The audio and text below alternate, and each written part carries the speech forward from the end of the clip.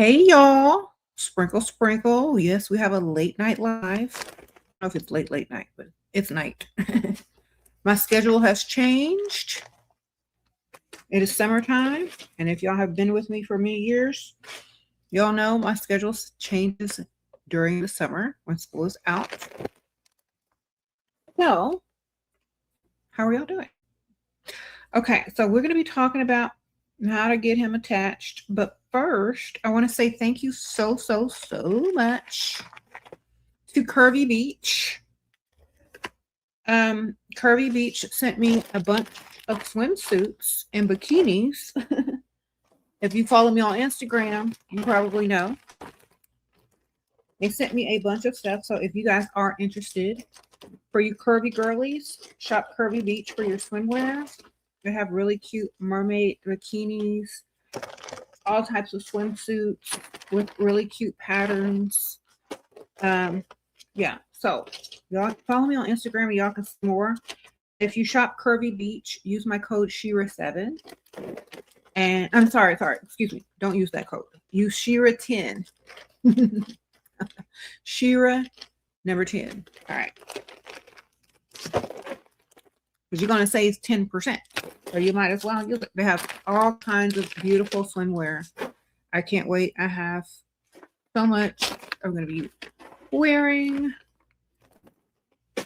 So thank you so much, Curvy Beach. She is one of my subscribers and Patreon members, and she owns Curvy Beach. So you guys support her. She's a sprinkle girly. Yes. Okay. And yep, she says y'all can use code Shira10 and save some money. Sprinkle. All right. Wonderful. Now we're going to be talking to Jay about how to get him attached. How to get him attached. Okay. I've done this video so many times in the past, but I like to redo them because times change and times they have changed. So one of the first ways to get a man attached is to get him used to something.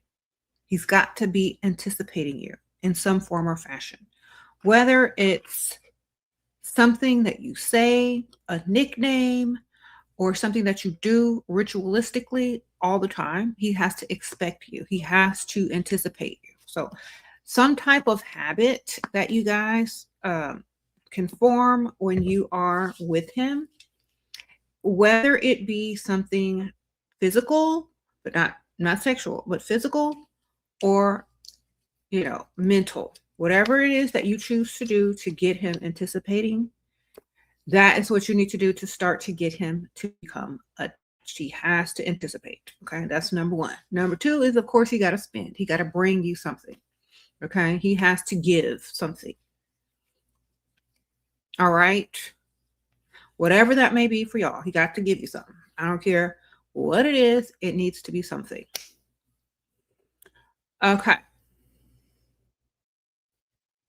Yes, you gotta bring you something. I don't care what it is. It has to be something. Flowers, candy, jewelry, money, gifts. It needs to be something. Okay. Because when a man gives you something, he automatically attaches to you, hoping that you're going to reciprocate. Even if you don't reciprocate, especially right away, he's still going to stick around to see if you do. So that's why he must bring you things. Okay. This builds attachment and anticipation, and he expects you to also feel obligated to him in some form or fashion. And believe it or not, yes, men think like that. Okay. So if you take something from him, it doesn't mean you owe him something, but it does mean he will anticipate your, whatever it is that you think that you're supposed to owe him, but you don't. So this is how you can fix that. You can say, you know what? You are so nice for doing A, B, C, and D for me, or giving me A, B, C, and D. Guess what? I'm going to do something for you. And then you tell him what you're going to do for him, but not anything physical or not anything material. Okay. It could be something like, I'm going to sing you a song, or I'm going to do something stupid, girl. I don't know. whatever it is. I'm going to do this, something free. Okay. Okay, whatever that may be, and that's what you're going to do. And it's not going to be rolling around the mattress. It's going to be something else. Whether it's making yourself look silly, being a little vulnerable in his presence, not telling your sob story because nobody wants to hear that. Okay, but being a little bit funny and silly. Don't do no poetry, girl. Shut up. No. You have to make yourself vulnerable in a way that's not sexual. You have to make yourself look imperfect in just a little way. You have to seem human to him, because if you seem too good to be true, if he doesn't see you as a human, he'll see you as an object. Okay, so he must see you act a little bit silly or foolish or embarrass yourself just a tad, but you are in control of how much you do that. Okay, you're in control of how much silly or how much of a of a fool that you are in front of this person, only because if he doesn't see you as an object anymore, he sees you as a human with flaws, he's going to become more attached. He's going to like you more because you're not this perfect object that he must conquer or, get. Now you become more human.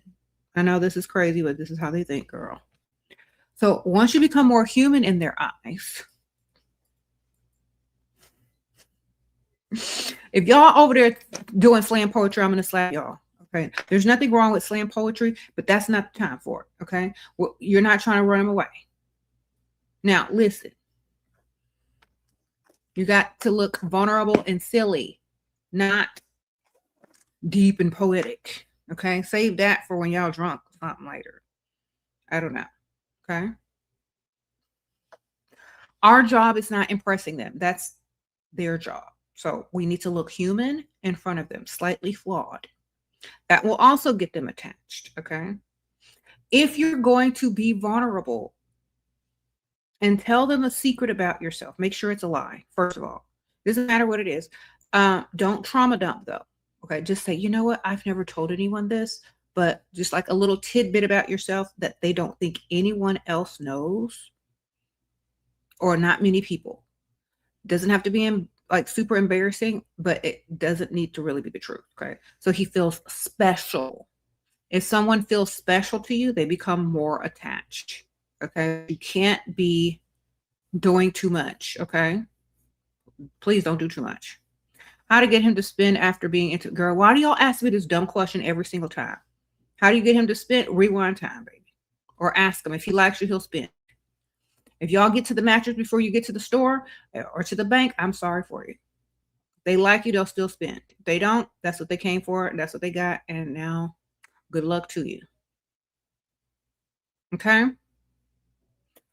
Okay. Your boyfriend and I got into a fight 2 days ago. What? We live together. He pays bills. He told me he needs space, girl. So I slept at friends, been out with other guys. How do I flip the script? He's not talking to me.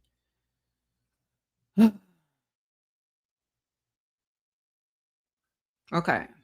Girl, he's trying to get you to break up with him. Sprinkle, sprinkle. He's being nice about it. He's tired of you. He don't want you no more. Sprinkle, sprinkle. Can't you see it? He needs space. Okay, listen to me, ma'am. Listen to me very carefully because y'all don't understand.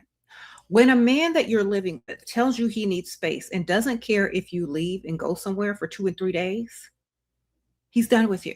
Because most men are very possessive, or most likely possessive, and don't want you out there with your feelings all willy-nilly in the streets. That man is trying to get you to break up with him. He's tired of you. He don't want you there no more. All right? Time to get up and go because he's told you in a nice way. He's trying to get you to break up with him. Next thing he's going to start doing is cheating. And you find out if you don't catch a hint and a clue real quick. Okay? If he ain't already cheating, he's going to make you want to leave. Okay? Let this be the wake up call. That man wants you to go. He don't want to be there no more with you. He wants you to leave. Okay? How many of y'all agree in the comments? From the outside, people can see better than you can. Okay? That man is tired of you and he's ready to be done and he wants you to break up with him so he doesn't have the guilt or the blame.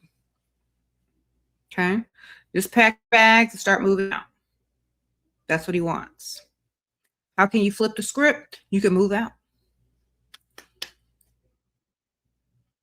And when you start packing your bags with no argument, he's probably going to feel stupid and be like, dang, what if I can't find another one? Or what if, you know, then he might ask you to stay. But if he keeps letting you pack, you already know he was going to break up with you anyway, and you're not going to feel stupid when it happens, or if you're in control of it. Okay. You said what? Space means they done. Men don't want space from y'all. When they say they want space, they're literally done. When y'all smother them with too much love, attention, and all this kind of crap, the relationship fizzles out faster because you're doing too much. They don't have time to miss you. They don't even have time to think about you when you're gone, because you're always talking to them, texting them, and always up under them, and always there, and always every time they turn around, there you are. You don't have no business. You ain't doing nothing. You're not out with other people having fun. You don't have no hobbies. I'm not saying you, but like in general, when men need space from women, it's because y'all are too much up under them. You're not supposed to be like that. Okay. Sprinkle, sprinkle.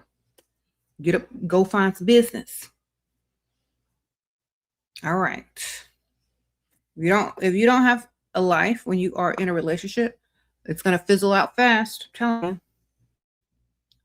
You'll be like, dang, I should have listened to Shira and got me a hobby. Okay, and I'm all over here like, in my boudoir, getting ready for night, having to help y'all. But anyway, another way to get men more attached is to smell good and look soft. You gotta have a signature scent, or you always gotta smell good and look soft. Like, very important. Visual creatures. Men are very visual creatures. So always good. If you want them to get attached, darling. Thank you. Thank you, girl. Sprinkle, sprinkle. So always look good and always smell good, because scent is connected to memory. So whenever they smell you, they're going to remember.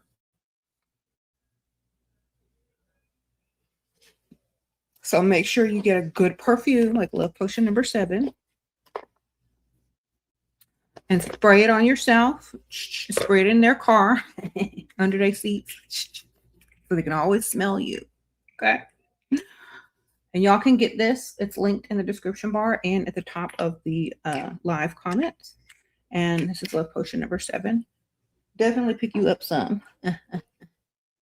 Okay. Be dust free.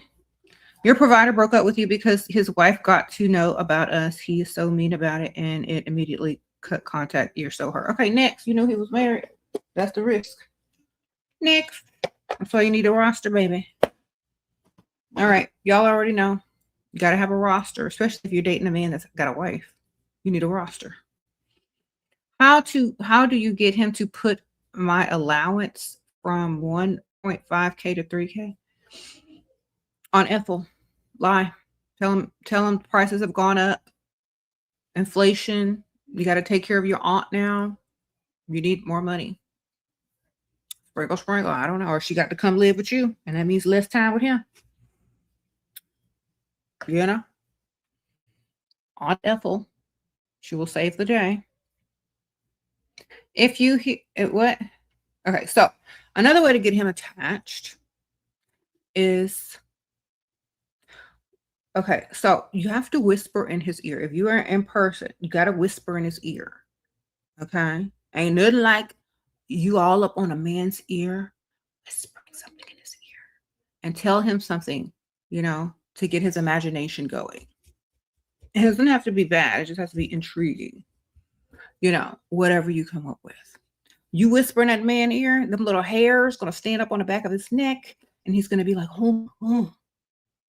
And see, it's not so direct. It's not so sexual. It's more of just a whisper. Like, even you can do this in public. You're like, come here, I have to tell you something. That's it. Whisper in his ear. It doesn't have to be sexual. It just has to be something. Because It's going to make the hairs on the back of his neck stand up. You hear me? It's going to be like, he's going to get turned on, period. All right? Whether you think whether you're trying to get him turned on or not, he's going to be like, mm-hmm. Sprinkle, sprinkle. Wear something soft. How you feel when someone touches you also invokes memory, and also softness is equated with femininity. So wear something soft if you're going on a date and you want to get them attached to satin, silk, something very soft. Okay. Look soft. Make sure your skin is looking soft. Make sure you look like they just want, you know.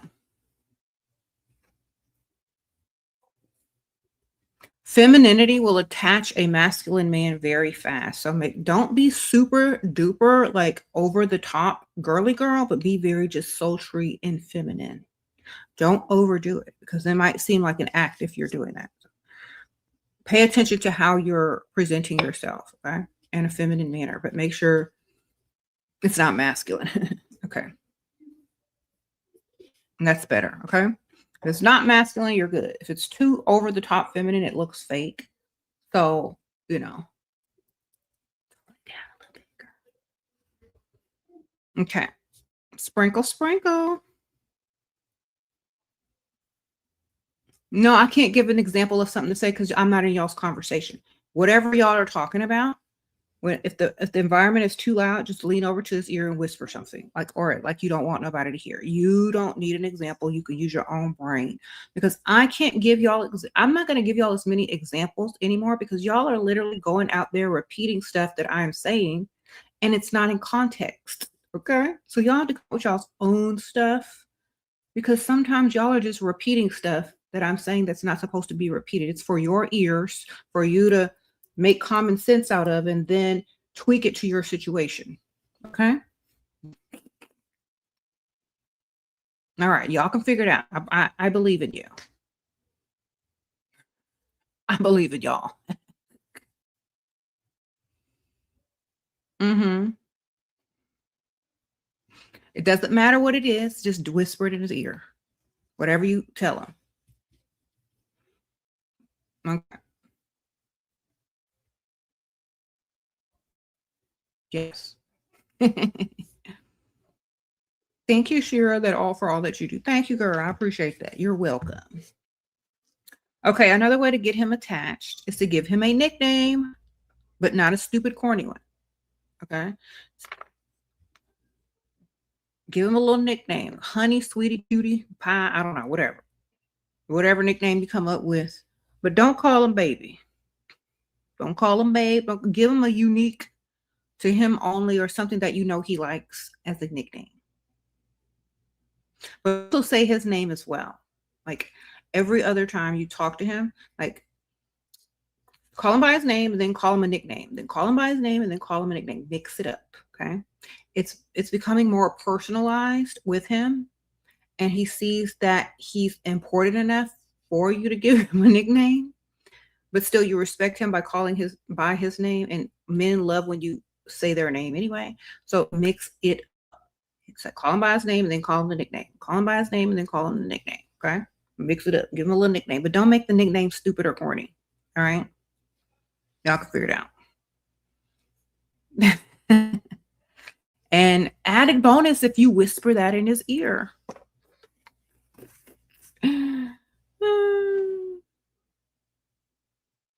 Now, have a song. Okay. If y'all are to the point where y'all are dating and y'all are like he's driving and you're in his car and trying to get him attached, have a song. Get your playlist out. Listen to it over and over. Have a subliminal message in the song that you want him to, like, and it's going to be y'all's song, but don't say it's y'all's song because that's corny. Just play it every time you're in the car with him. And about the 5th or 4th time that you play it or y'all hear it somewhere, They're like, oh, that's our song. We always like I'm always playing that when we're together, or that, whatever. Don't say, oh, this is our song the first time you play it. Let it play about 5 to 6 to 7 times. Then he might say it, or just play it a lot. And then whenever y'all hear it out and about, when y'all are out, like, oh, this is our song, So make sure that you play a song. Make sure it's a song y'all both like, because it might be annoying if you don't like it. And play it over and over when y'all are in the car. But not back to back, but just like every time you see each other, okay? At least. Thank you. All right. Another way to get him attached is to ask him for a favor. And I talked about this in my video that I did last week, maybe a couple of weeks ago. But you got to ask him for a favor. It doesn't have to be a huge favor. It just needs to be a favor. And if he's excited to do the favor, and it's going to make him attached to you more if he feels like he's done something for you.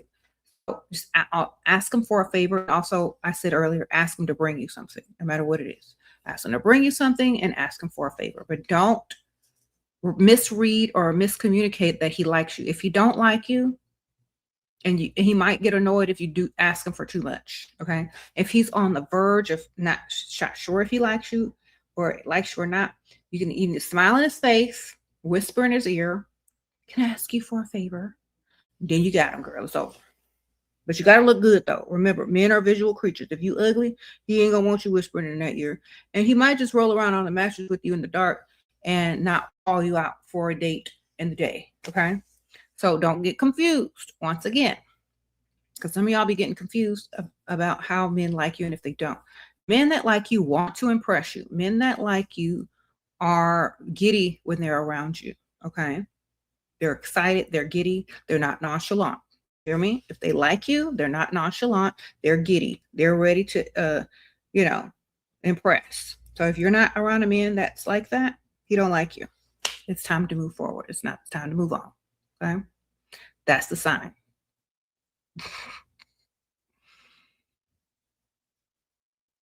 Sprinkle, sprinkle. You said, should you always wear lingerie? No.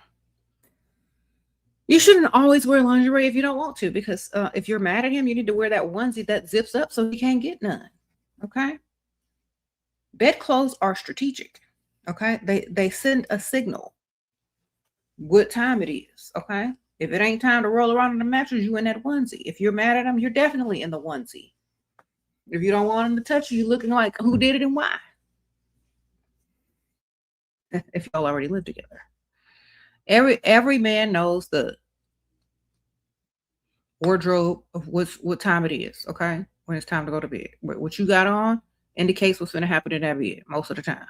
Nothing, something, or you bet not, All right.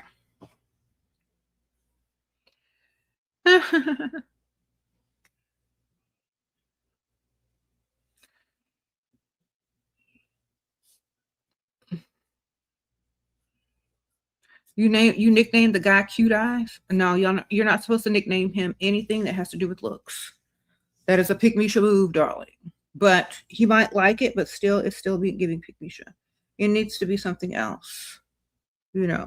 Honey, sweetie, nothing to do with his looks, okay? That feminizes him. Don't do it. It's going to make him the prize.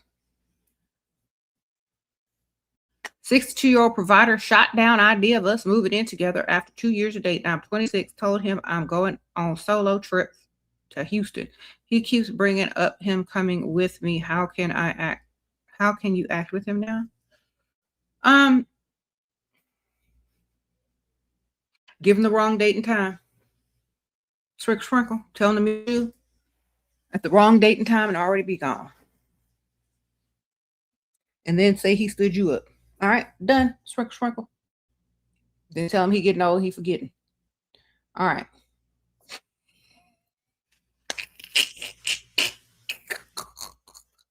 Sprinkle.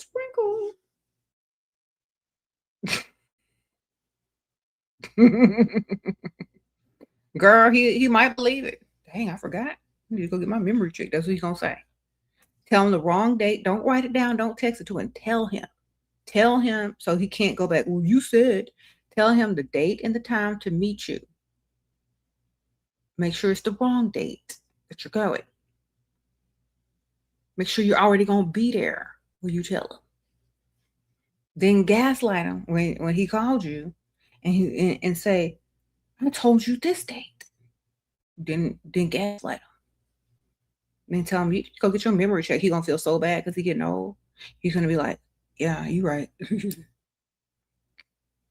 I thought you stood me up. Now you mad at him. Sprinkle, sprinkle. Okay.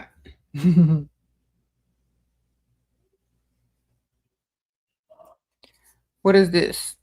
Your sugar daddy at 66, you got to tell him exactly what to do. Well, at least you got one and he's giving you money. Tell him to go to that ATM for you. I know that's right. Sprinkle, sprinkle.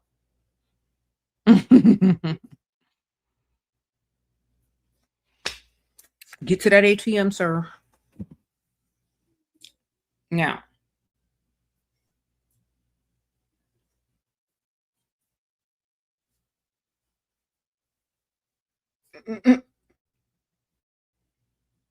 another way to get them attached, it's like I always tell y'all, okay, men are ego driven. So if you boost his ego a little bit, especially in front of other people, or you're faking like you're talking to someone on the phone, or maybe you are talking to your friend on the phone, you need to brag on him a little bit, but not too much, just a little bit. Okay. Even if he doesn't think that he can hear you, like you can hear him or he can hear you. You know what I mean? Even if he doesn't think, you know he's listening. Brag on him a little bit. You have provider and we've been living together for 2 months. He crazy and gets upset at me every other day for nonsense. Any advice? Girl, what are you getting upset over? That's what happens when you live with people. People are crazy. Y'all, you don't know who they are until you actually live with them. So, is he a neat freak?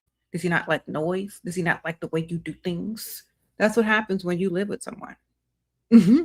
Sprinkle, sprinkle. You see the real them. They see the real you.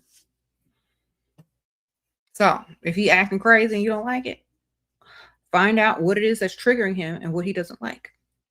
And if you can't deal with it, move on out. You know?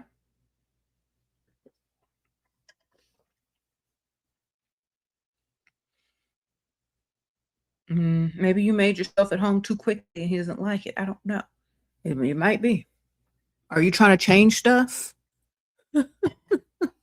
Are you trying to change stuff quickly? Because a lot of times when you move into a man's house and you try to change everything, they might get a little upset at that. So I don't know. What are you doing? You're on a 2-year relationship, treats you nice. You're in a 2-year relationship. He treats you nice, but so possessive and he has no money. Girl, why are you even there, girl? Bye. Sprinkle. You over here asking dumb questions. Why are you in a relationship with a man that's broke? That's your fault. I'm not supposed to say yes.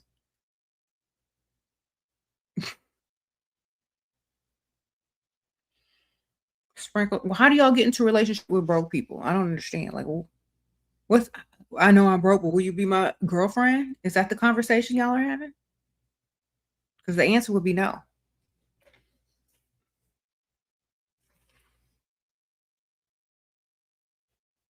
Mm-mm.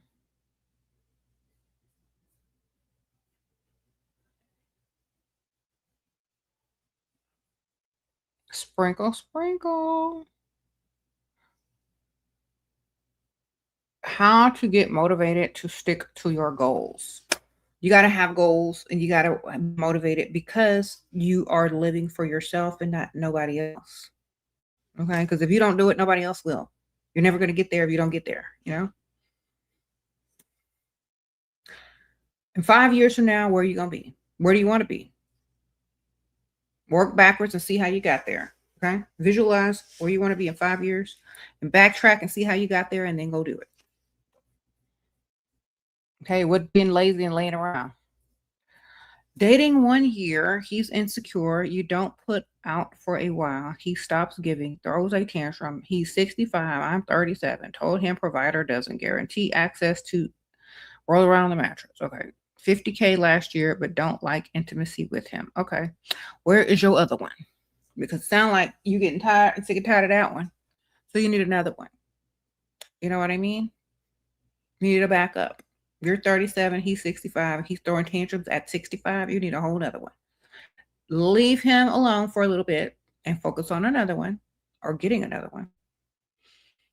And he'll be back because what else he gonna do? You know what I'm saying? Who else he gonna pull at 65, darling? And you said 50K last year? Bust out the calculator.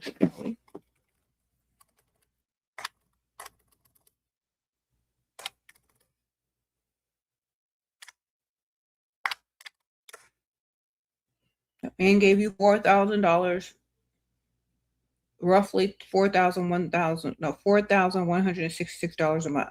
Excuse me. Yes. So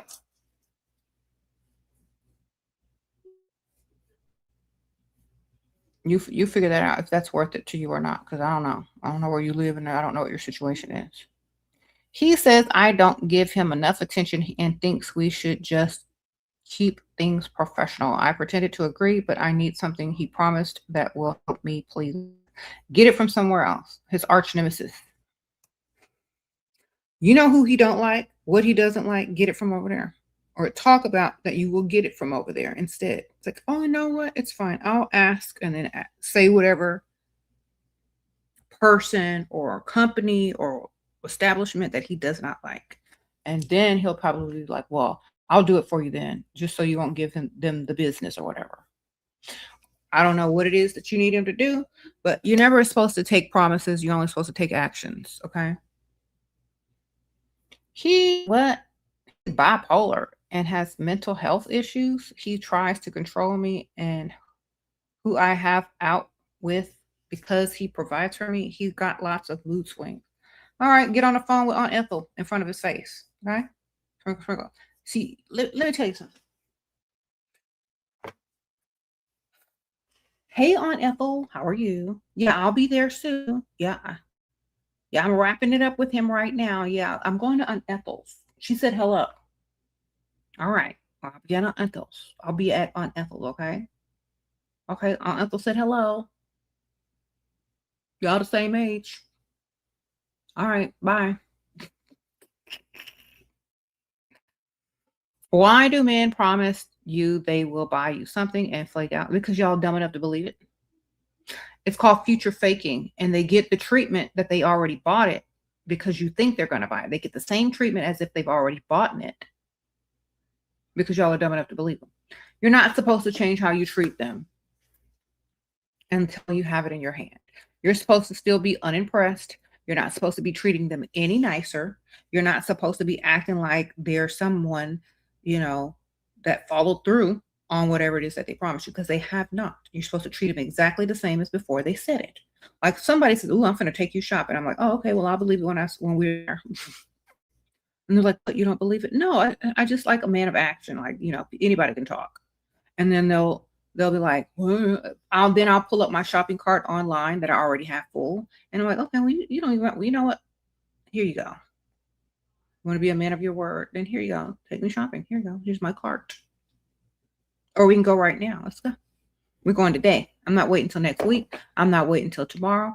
What you say out of your mouth today needs to happen today. Right? Because I don't know you enough to believe you. And if you're trying to impress me, then go ahead and impress me with actions instead of words. Otherwise, I'm not going to be impressed. You can do it in a nice, nasty way. You can just like, as if you don't believe it. You're like, okay. And then totally start talking about something else. Don't get excited as if he's already done it. Don't treat him any nicer. Say something else. Like, oh, okay. Well, that's nice. Okay. And then he has to further impress you by following through. Do you understand? You can't get excited when he doesn't do anything for you. You only get excited when he follows through. Okay. The pattern of your voice doesn't change, your excitement doesn't change, and you're not impressed, he needs to do something else. Okay. Okay, somebody asked me something on Cash App. Hold on, let's see a second. Doo-doo-doo-doo. What? Mimi, thank you, girl. You said, please have mercy, girl. We ain't got time for mercy. Okay, unless you want to be Big Misha. We ain't got time for mercy, girl. You want to wait? You want to mess around and wait on mercy, girl? You need to understand. It's tough love. Is it a turnoff to a man if a woman still lives at home with their parent? If you don't tell them, sprinkle, sprinkle. It's not a turnoff if they don't know, bam. Don't tell them. Shh. Tell them you live with Aunt Ethel. Okay. We are already in the process of what he promised me, but anytime I don't bend to his will, he throws it. Then tell him you're gonna get it done somewhere else, or it's already done. Okay. You need to be able to risk it all to get it all. You need to just like, you know what, I can get this done somewhere else. You know, if you're gonna hold this over my head, then it's not a fun process anyway. I'm not enjoying this. If he thinks that you don't enjoy anything, if you tell him, look, this is not fun anymore, I'm not enjoying it, then he'll probably feel stupid. You know what I'm saying? You gotta tell him, look, I'm really not feeling this no more. Just don't do it then. I really don't care. You gotta risk it all to get it all. Thank you for saving the next generation of women. I haven't clocked in years because of you. Uh-oh. Jack's World, Sprinkle. You're welcome. I hope I'm helping. Your sugar daddy doctor bought you an Amazon cart, which was $3,200. Get the money, ladies. Oh, you going shopping? Oh, no, that's right. What you buying, girl? Sprinkle. Thank you, ma'am. I appreciate you.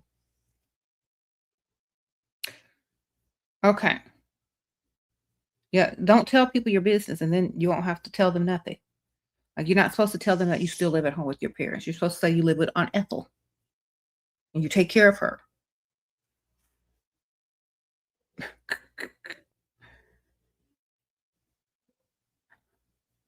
All right. The more you tell them the truth, the worse things are going to get, especially if you don't know them and they're not trying to impress you and they're just trying to get information out of you. Yeah, you're not supposed to tell them the truth. All right, y'all need to go ahead and get my books. Sprinkle, and Too Pretty to Pay Bills. They're linked in the description bar. All my books are linked. It'll just say all my books. Click and all my books will be on that link. You can get them on Amazon. Definitely pick them up. There's even a coloring book, ladies. I use this to manifest. Okay, no joke, baby. Okay, y'all been seeing me do this for years. I colored this page. Now I have a perfume line. Let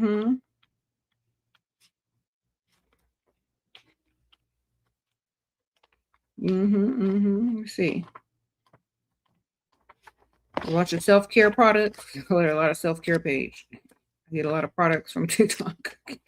Got a new house. Close this house with a pool. Got a house with a pool. Y'all better get this and start manifesting, you guys. This has a sprinkle lifestyle on it. There's shopping.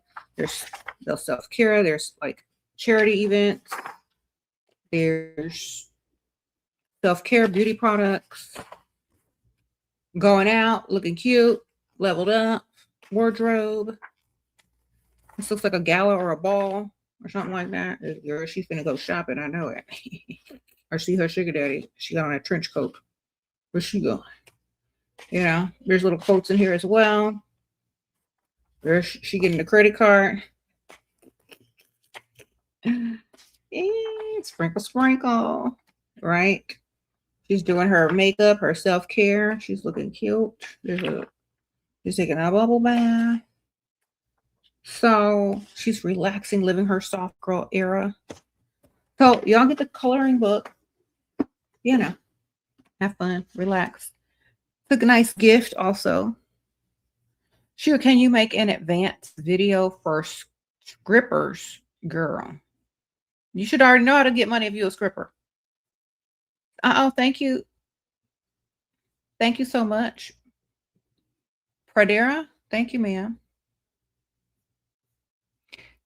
Strippers need to be making videos on how to get money from guys. Don't y'all already know? Y'all already like, okay, so if you stand in front of a man half naked, you should already be able to get his money so easily. Okay. Whisper in his ear. Do what I'm telling you.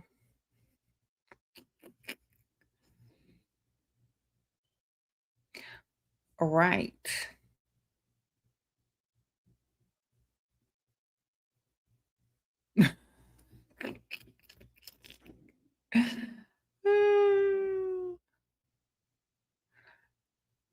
Girl, some of these comments are crazy.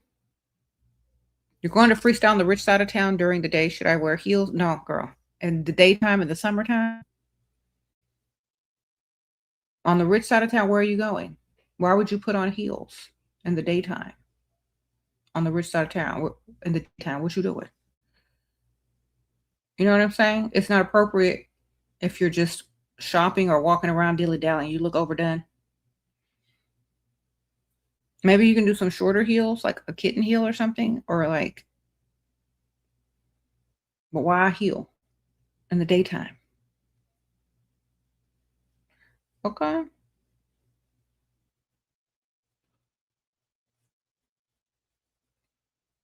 If you're going to do a heel, it needs to be like something small for day. All right. Especially outside if you're going to be doing like errands and stuff. He'll fly to your city to meet you for the first time and booked a hotel but mentioned sleeping together. I said, not for the first date. How can I handle this situation? And once he comes over, he's 59. You can tell him whatever you want to. Whatever you say goes. Oh, no, I'm not today. And then tell him, you know what, your friend is visiting. You know what I mean? There you go. Get him to take you shopping, though.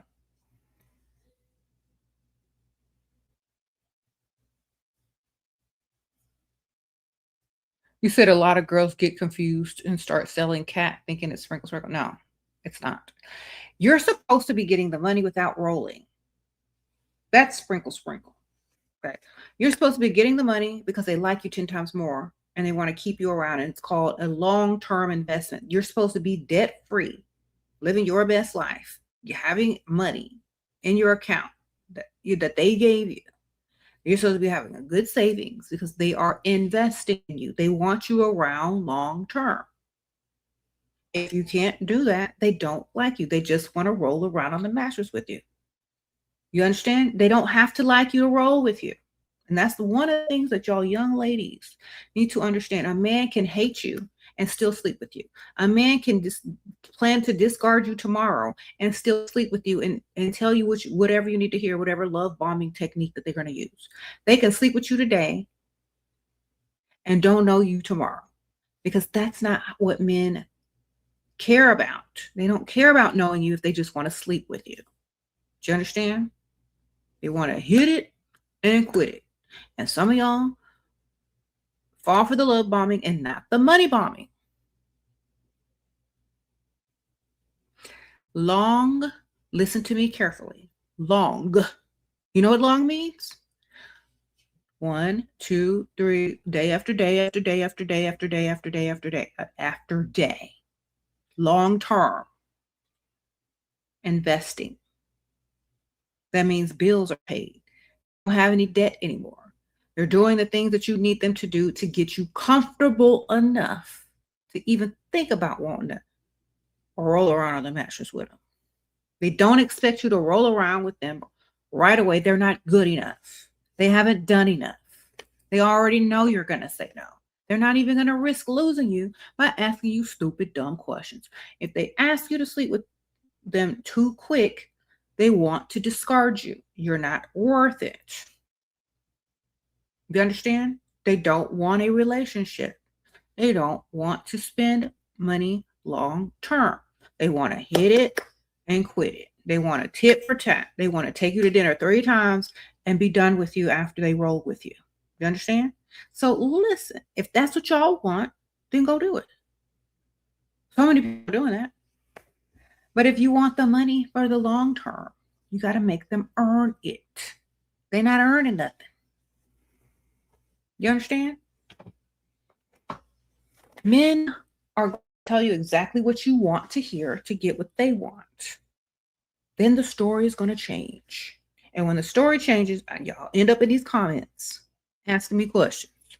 So make sure you're getting everything that you want first before you roll. Do you understand? And you don't even have to roll. You can always change your mind.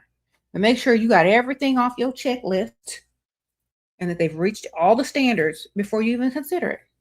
You're not supposed to be dating them and feeling obligated. That doesn't make sense. They're there to impress you.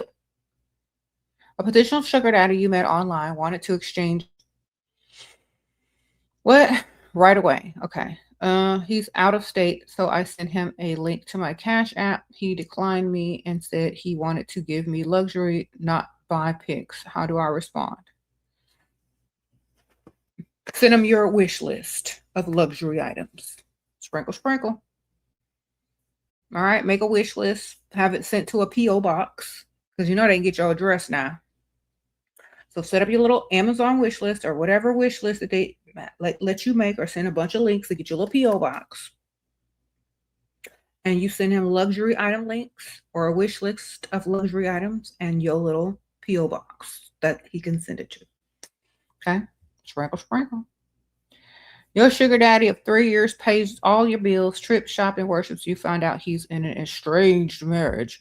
I think I have feelings for him. What to do? Nothing. Sprinkle, sprinkle. Who cares?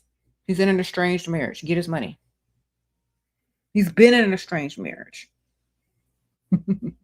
All men are in an estranged marriage. Just get his money.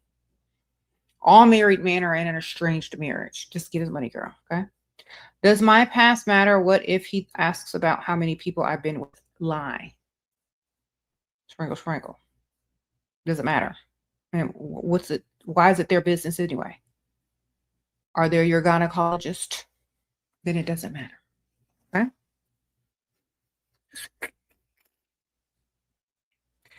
All right. I'm not understanding. Did they go to school to be a gynecologist? What's with the questions? It's none of their business, darling. Thank you, cheeky lady or cheek lady. Sprinkle, sprinkle.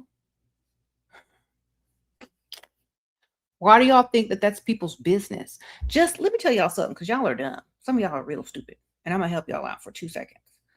Just because someone asks you a question doesn't mean you have to answer it. And it doesn't mean you need to tell the truth either. Okay? Let me repeat that. Just because someone asks you a question doesn't mean you have to answer it or that you even have to tell the truth. Write it down. You look amazing. Tell you what you do for our skin. Girl, watch me on TikTok. I go through all my skincare routine on TikTok every day or every other day. Sprinkle, sprinkle. I'll have a link. I think it's the 3rd link in the description bar of all the beauty products and skin products I use. So I'll go ahead and click on the little 3rd link in the description bar. I have all the stuff listed. Makeup, skincare, hair stuff, everything. Okay.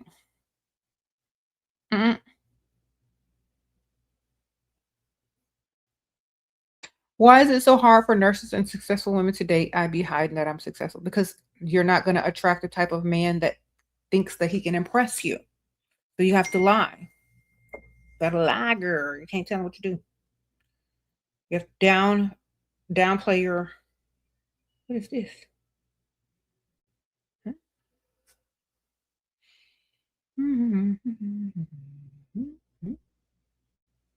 That's TikTok texting me something. Okay.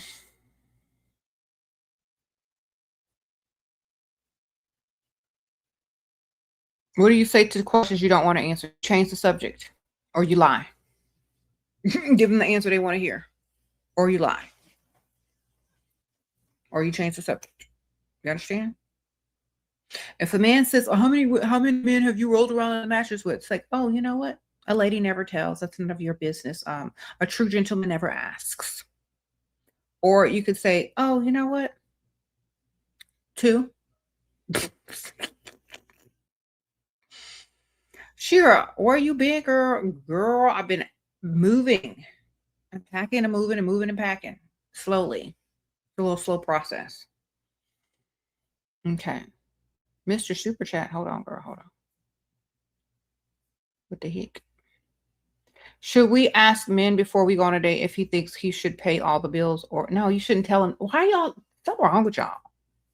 You shouldn't ask them at all. You should go get your free food and look good and assume that they are providers. And you say, oh, I'm so glad I met a provider. And there's not many of them out there these days. All the men out there are like,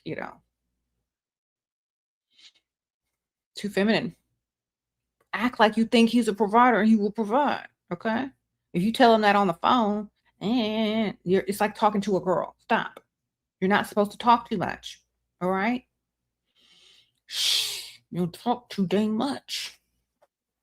Look, the more you talk to a man about stuff like that, the worse it's going to get. Say less, darling. You don't ask him what he thinks and what, you just assume. And you tell him who you think he is, and that's who he's going to be, because men want to impress you and they don't want to bruise their own ego by saying, no, I'm a broke, cheap person that likes to split bills. He can't impress you by saying that. Okay? Don't get him to tell you that he's a spender. Assume that he is, and you're so glad you met one, and all the other guys out here are so feminine. All he's going to do is agree with what you said and pay and provide. Why? Because he doesn't want to be one of them losers out there that you're talking about. So you already assume. That's all you got to do. Assume. The same thing they do to y'all. Oh, I've been got before by a gold digger. I hope you're not out here just for my money or you're just materialistic. They try to beat y'all to it. Y'all got to beat them to it. You see, it works on y'all because y'all are dumb. And y'all let them beat you to it. You got to beat them to it. You got to assume automatically when you get on that date that they are a provider. You got to tell them, I'm so glad I found a provider. You don't know how crazy it is out here with all these feminine men out here who want to split bills. He ain't going to do it. Before they get you, you got to get them. Hi, sure, your boyfriend provider. He bought you a Lexus, but in his name, he pays all of the bills. I want to leave him, but I am at home. My 1-year-old. How can I level up? He will never wants to marry. Okay, you got to start a business or get some money, girl. You got to build your own money.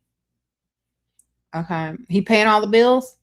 Find a little way to get your money.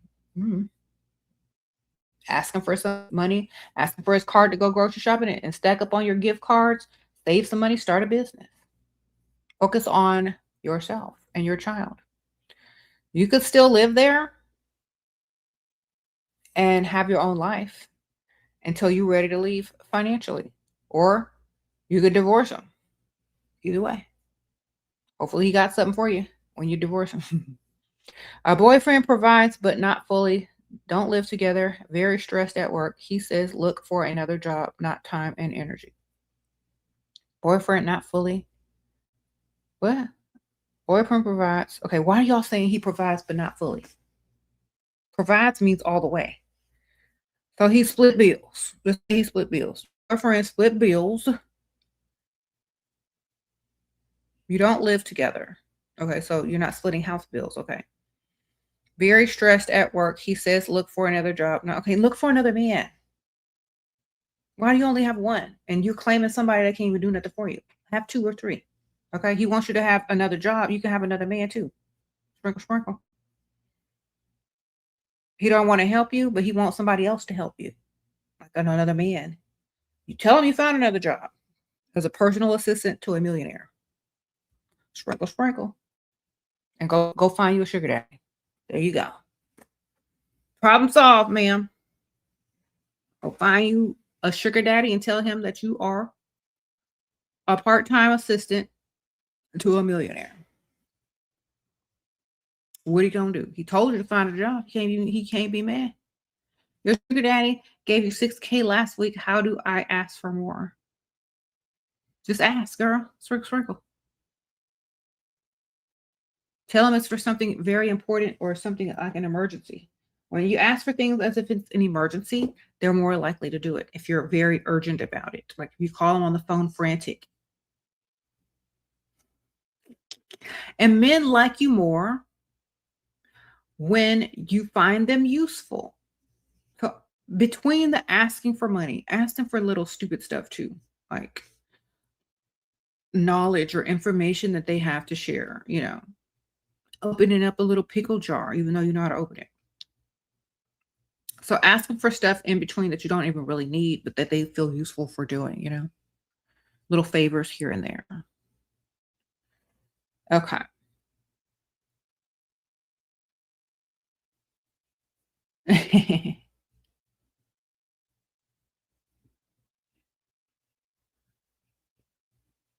How to get him to do more for me like he used to do?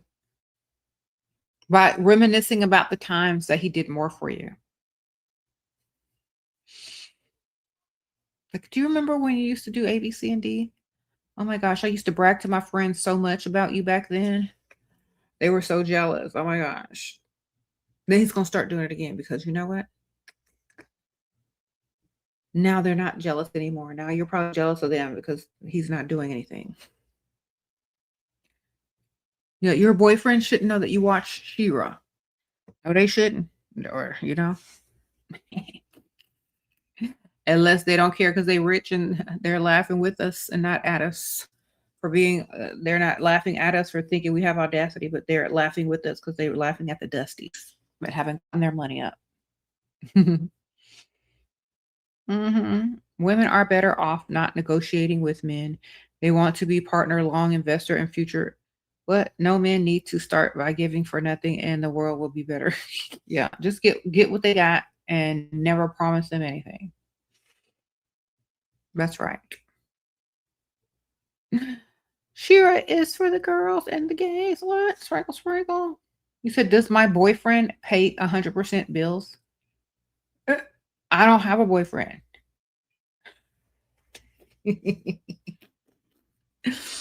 No, I don't have a boyfriend. No, I'm recently widowed. I've been married. I was married for 25 years. Actually, 20 years. Been with the same man 25 years. So no, I'm not ready for no boyfriend.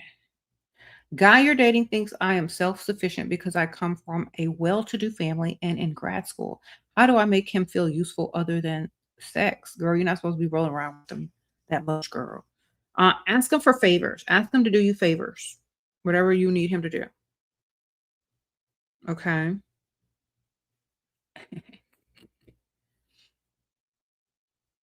There you go. But not inconvenient favors that he probably don't want to do, but something that you know is easy for him to do. And he is not going to really do any, damage or go out of his way. And give him the option to go out of his way or the option not to and see which one he does. That's how you know how much he likes you. Give him options. You said you've been widowed since 2021? Oh, and you still don't want to date? Girl, ain't nothing out here but scraps. Scraps and audacity.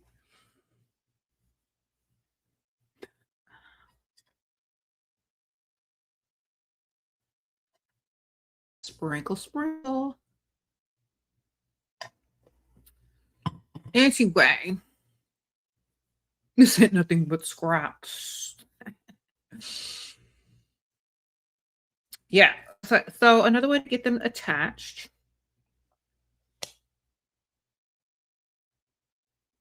is to get them all excited about something. And then at the last minute,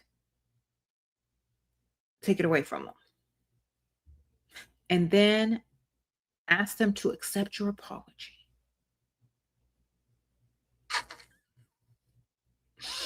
Okay. So whatever that is, not rolling around on the mattress though, something else. Not anything material either. Just like going somewhere, doing something, whatever. And then take it away from them and say, You got to talk to them as if you really care. See, this is all fake, so it doesn't matter. You're not being vulnerable with your feelings. Okay, so listen very carefully. Because y'all get too emotionally attached, this is why you have to lie and fake stuff. Okay, because this will help you. You gotta, whatever it is, you gotta be like, oh, I'm so sorry. And the whole time in the back of your mind, you never meant to follow through on this anyway. This is just how to get him attached. I am so sorry. Do you forgive me? I mean, I really, really wanted to do A, B, C, and D. I'm just so bummed about it. Oh my gosh. And then look him in the eyes. I am so sorry. Genuinely, truly, I'm sorry. You've made yourself emotionally available to this man profusely without even meaning a word of it. You understand? And now he feels like you've opened up to him and you've been vulnerable to him on an emotional level. And now he's even more attached. And he still didn't get what he wanted. You see? So, make something up. Take it away at the last minute. Profusely, emotionally make yourself vulnerable and apologizing for whatever that is. He's going to eat it up, even, and it's fake. And no one's super vulnerable. It was all a trick in the first place, but he don't know it. How do you handle men who get too physical on the first date, touching, hugging too much, sitting too close, grabbing your hand?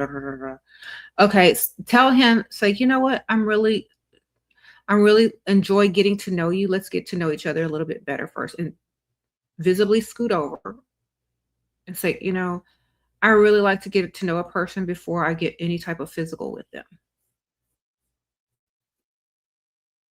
They might be drunk and nervous and just doing too much. So just excuse yourself to the restroom. And then when you come back, sit far away from them and tell them how you feel. It's like, but be nice. Be like, I really like you. I'm just not used to being groped. And, you know, on the first date, it just, you know, it's not my style. But I'm really enjoying the date. So would you mind if, you know, we just take things a little bit more slow? Then he'll feel stupid. But he's probably not going to call you back, though.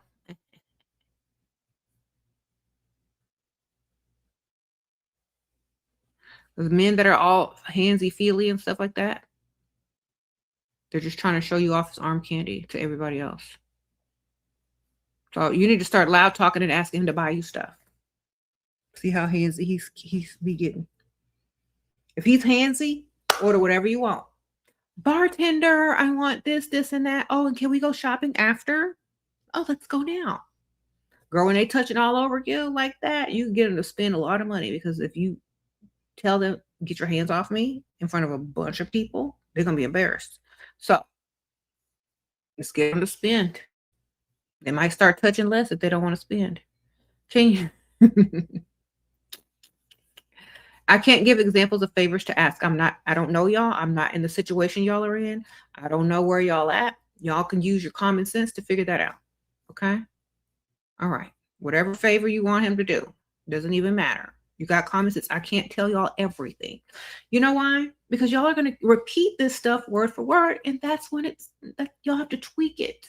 Y'all have to make it appropriate for what y'all are doing. So just use common sense. You'll figure it out. I promise. And it'll be better. Okay. He said he's 46, but I Googled him and he's 59. Should I? Girl, no. All men lie about their age. Just get his money. Just tell him he look young for his age. Oh, no, you lying.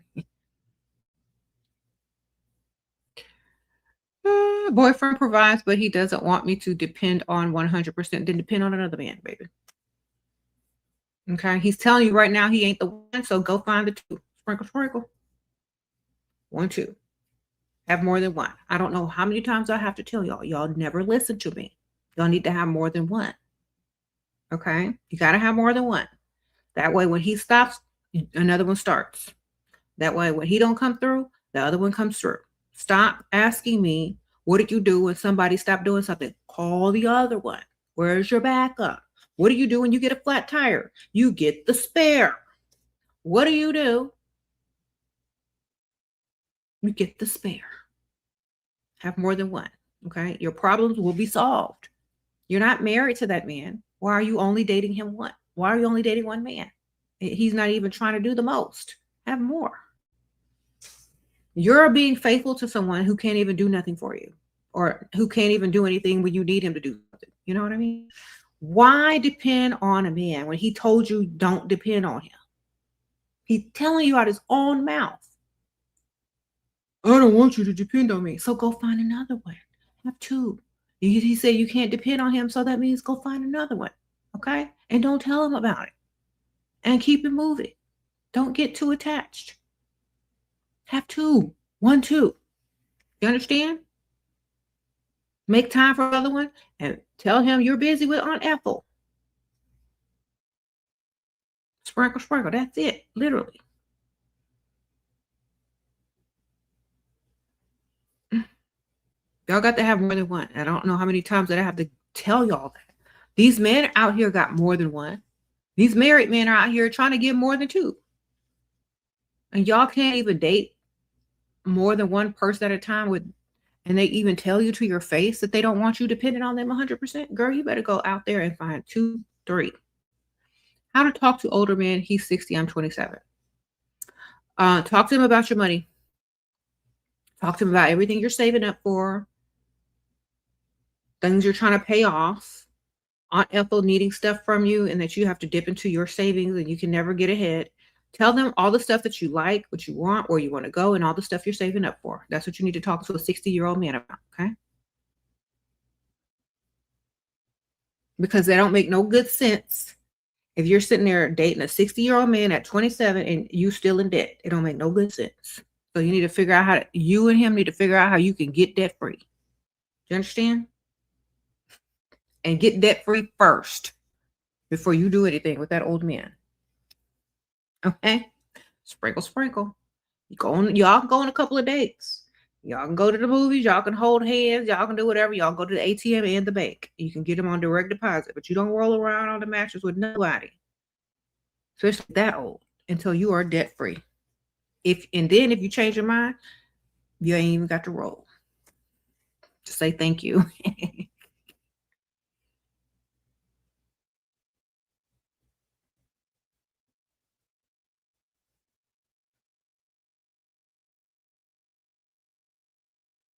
You said how to act when you find your husband checking your phone.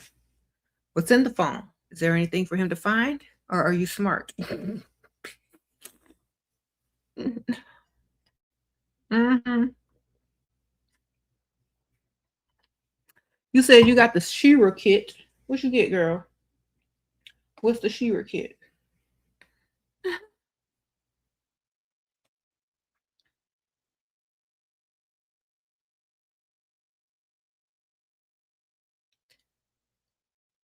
Sprinkle, sprinkle.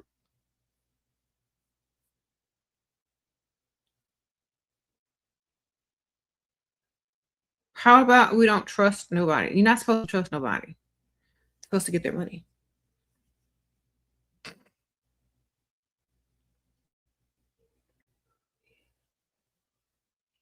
A lot of y'all meeting these men and trusting them right off the bat, that's silly. People are supposed to earn trust over a long period of time. Oh, the whole cosmetics store? Oh, yeah, girl. Good for y'all. Sprinkle, sprinkle. Yeah, girl. Y'all use my code Shira if y'all want to shop Whole Cosmetics. I got them right here. I wear them pheromones every day. They're pheromones. That also gets you attached. Put them pheromones on. I have it linked somewhere in my description bar. Whole Cosmetics, HEAUX Cosmetics, and use my code Shira and save money. You got mad after you spent. He got mad after you spent all his money. Then why were you dealing with somebody that don't have enough money? If you could spend it all, he broke. If you could spend all that man money, he broke. You're not supposed to be dating broke men, okay? Aim higher.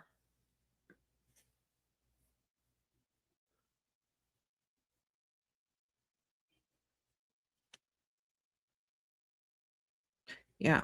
Aim higher. Stop dating men that don't have it. You said Happy Memorial Day. Thank you, girl. Sprinkle, sprinkle.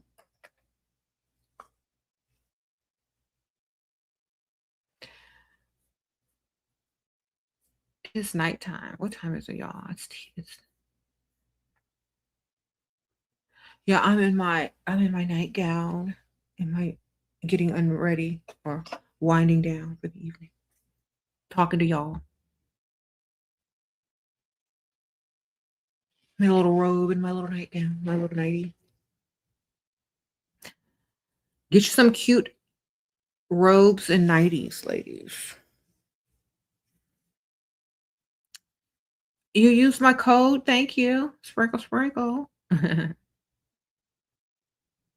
missed your super chat. Hold on. Hold on. Where is it? Here we go. How do you ensure he takes me on all planned vacays? You don't. You're dealing with a future faker. Okay. Tell him to send you the itinerary. Tell him to book it in advance. Book it now. Send you the itinerary. Call and confirm and make the confirmation yourself. Okay. That's how. You get him to book it in advance. It's cheaper when you do it that way anyway. He got mad after I spent all his money. Okay, you already answered that. Okay, you shouldn't have been able to spend all his money. That means he's broke. Sorry. I would be mad too if I was broke and you spent all my money. That's why you shouldn't date broke people. Okay? Mm-hmm.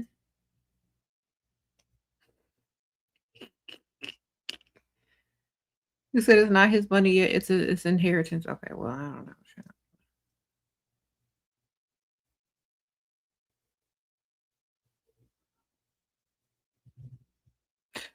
Yeah, if y'all keep listening to false promises, there's nothing I can do because every time y'all get on here, I tell y'all stop listening to future fakers.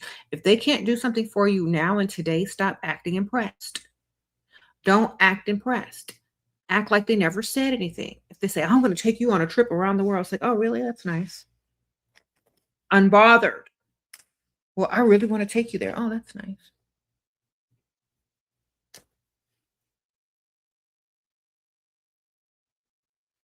You're not get excited? Oh, well, I'll be excited when we get there.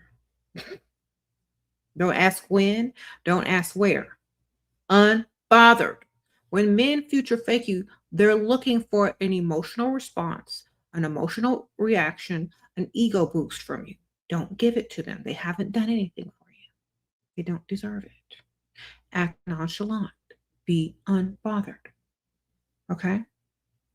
Then you start telling them the stuff that you're saving up for.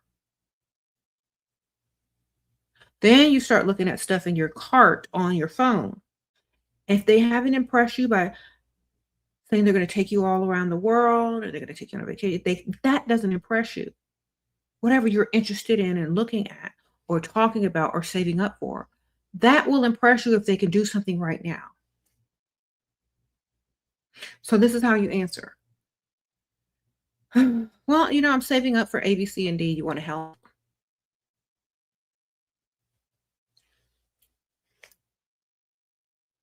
Then if he tries to future fake you with help, then say never mind.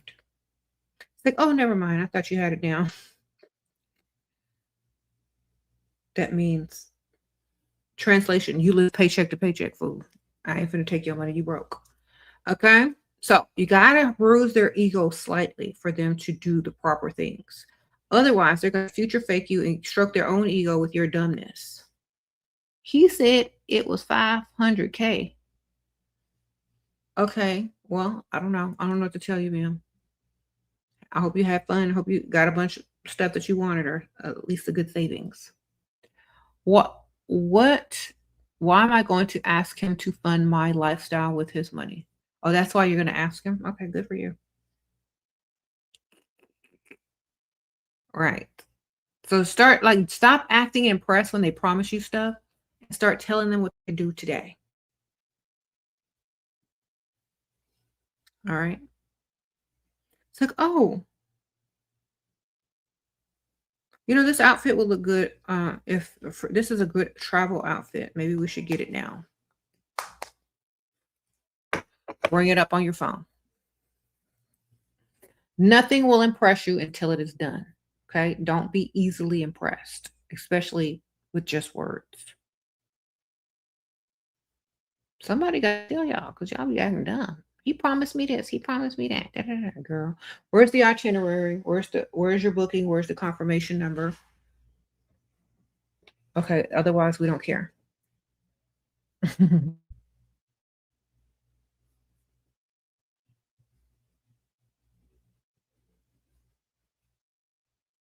You were talking about what? Oh, I'm lost. There's too many questions that don't make sense to what we're talking about. So, another way to get him attached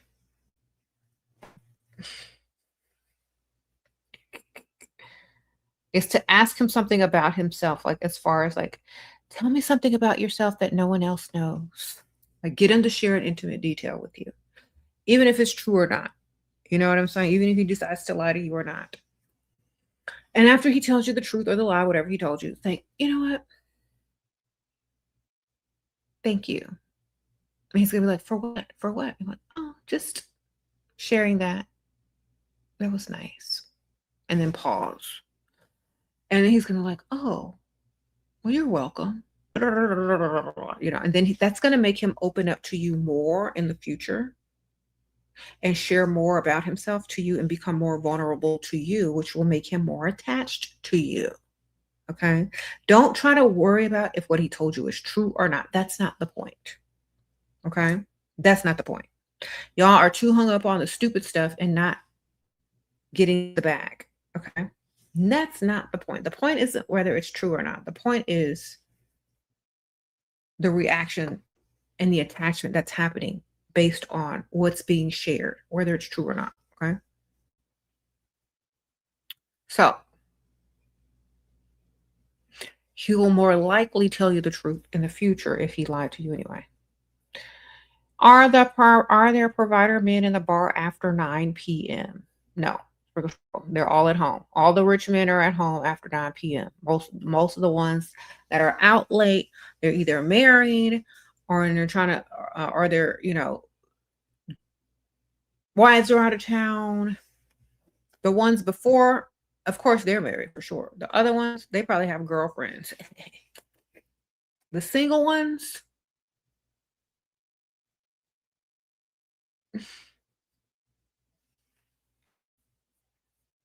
I don't know. Nobody wants to be bothered with them because nobody wants them. The single ones got a roster and they bounce from woman to woman to woman. How to get potential to get you gifts from his work trip and get more out of him when he says he likes me. We've been out. Girl, tell him to bring you something. Girl, you're 19. You should have been shopping and him paying your bills by now, girl. 3 times? Yeah, tell him, say, look, bring me something back. Bring me some jewelry back. Bring me some gold back. Bring me some silver back. Bring me some gold back. Bring me something back, baby. You're 19. He's 45. Tell him to bring you some jewelry. How to get men to spend when you're 18 and attractive. The same way I just told y'all. Tell him to bring you something. Tell him to take you. Tell him to buy you something. Send him your wish list. Okay? Y'all young women, if y'all look good, I know y'all are very young. Y'all can ask for anything you want. If they say no, then say, oh, okay, well, you don't have it like that. I'm sorry. I thought you were hired. You know, I'm sorry. I thought you had money. They don't expect you to be a genius. In fact, they expect you to be stupid because you're young. So whatever comes out of your mouth, you're not really held responsible for if you're 19. You're dumb. You don't know no better. You don't know that you're not supposed to ask a 45-year-old man to bring you jewelry. You don't know. You're young. Okay? So use your youth, use your youth to ask for what you want. All right? Because think about this. Why is that man that's 45 years old dating a 19-year-old? You think it's because you're a genius? You think it's because you have super high standards? Do you think it's because probably he can't impress women his own age. The least he can do is bring you some jewelry, girl. If you can't pay somebody's bills, car notes, insurance, and take them on vacation and pay for their maintenance, the least he can do is bring you back some jewelry from his little work trip. You know, it's not like you're asking for all that. So ask for something major. Don't act like you're not worth it, okay? Because that's why they date y'all, because y'all ask for nothing.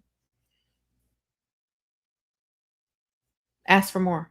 Thank you, Agatha. Sprinkle, sprinkle. And it's not a flex to date an old man if he ain't giving you no money. I'm just saying. So you better get him to get you something. Tell him to bring you something back expensive. All right. They bring me back some jewelry I like, and then tell him the type of jewelry you like. If he comes back empty-handed, and you're gonna be disappointed, tell him, well, that's okay. You can just take me shopping instead, and then drag him to the mall or drag him wherever you got to drag him. You're 19. He's 45. He can't pretend he's 19 anymore.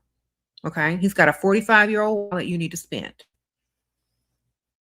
You understand? If you over there dating as a 19-year-old to a 45-year-old man and he's not spending no money, something wrong with you. All right.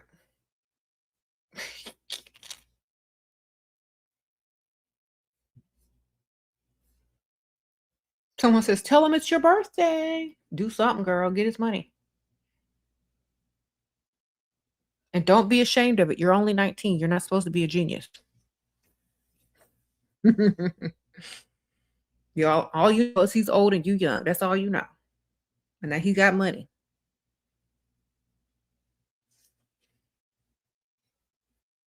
Don't try to act like you know everything.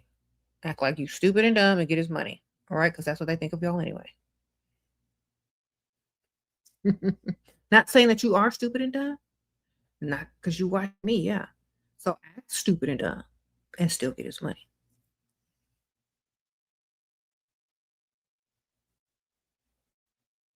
Yeah, let me know if you can get that money, girl, or them gifts.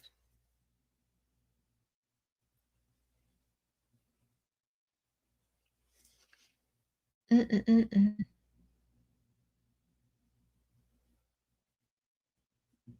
Another way to get them attached, do exactly what she's going to do. Asking for some jewelry or to bring her something back on a work trip, whatever, wherever he at. Doesn't matter. He got to bring you something back. If it costs money, even more better. Even better if it costs more money. Excuse me. Even better. Y'all woke up so early. But I still had a lot of work to do this afternoon. I was moving, packing, running errands. I drove somewhere and the place was closed because it was Memorial Day. I was mad. What if he likes to text more than call? Good, because I hate calling people. I don't like talking to people on the phone. Sprinkle, sprinkle. Better to text. Some people aren't phone people. Just it's nothing personal. I don't want to be sitting on the phone being nobody's emotional support pit,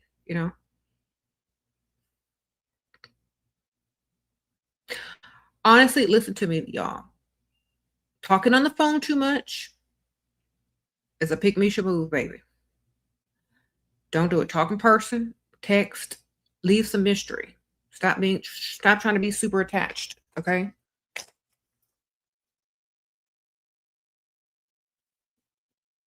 It's better to let them miss you than always be available, always talking to them, always it's better just to text.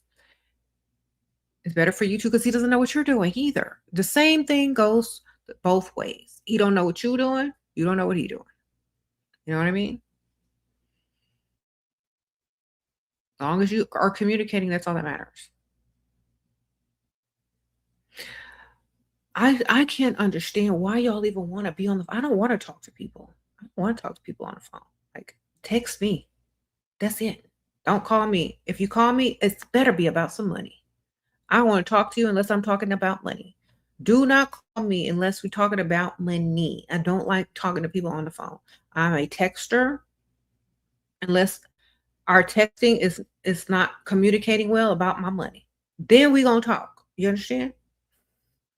So I can clear everything. But I don't want to sit on the phone all day. That's some pygmisha stuff. Do you understand? Stop doing that. Let them miss you. Let them miss the sound of your voice. Let them go listen to old text messages. I mean, old voicemails. Stop. When they want to hear your voice, they will see you. Y'all are giving them too much. Listen to what I'm telling you. Y'all are giving them too much. They don't miss your voice. They hear it too much. In fact, it's annoying now because they talk to you too much. You won't get off the phone. They have to let you go first. They got to make up 1,000 excuses to get off the phone with you. You want to call, talk. They're tired of you before they even get to know you. Stop it. Texting is fine. What if potential sugar daddy lives out of state? How do I get his money without actually seeing him in person? Fake emergencies. Future faking. The same way that men do. Future fake them. Tell him you're going to come see him, but you need to take care of some stuff at home first, and it costs this much money. Aunt Ethel needs this. You know, get him to send you some money. Get him to put you on automatic deposit. Get him to fulfill a wish list. Send him links to stuff to send you, like gifts and whatever. Start to get him in the used to doing that. Ask him for something real small at first. Ask him for a favor, then ask him for something slightly bigger, and then send him your wish list. Send him, you know, have your little fake emergency once he's used to giving to you. It's harder to say no when he's used to giving to you. You understand? So get him started with smaller stuff. Get him in the habit of saying yes to you. Okay.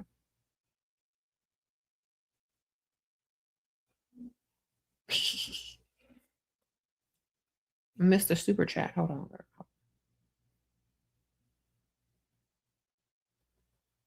on.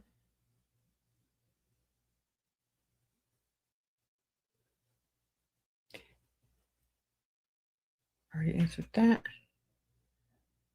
Already answered all these.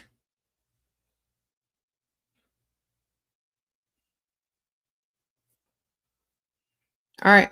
I answered all these, baby. Y'all weren't listening. Sprinkle. Okay. Tell him what? Your tires?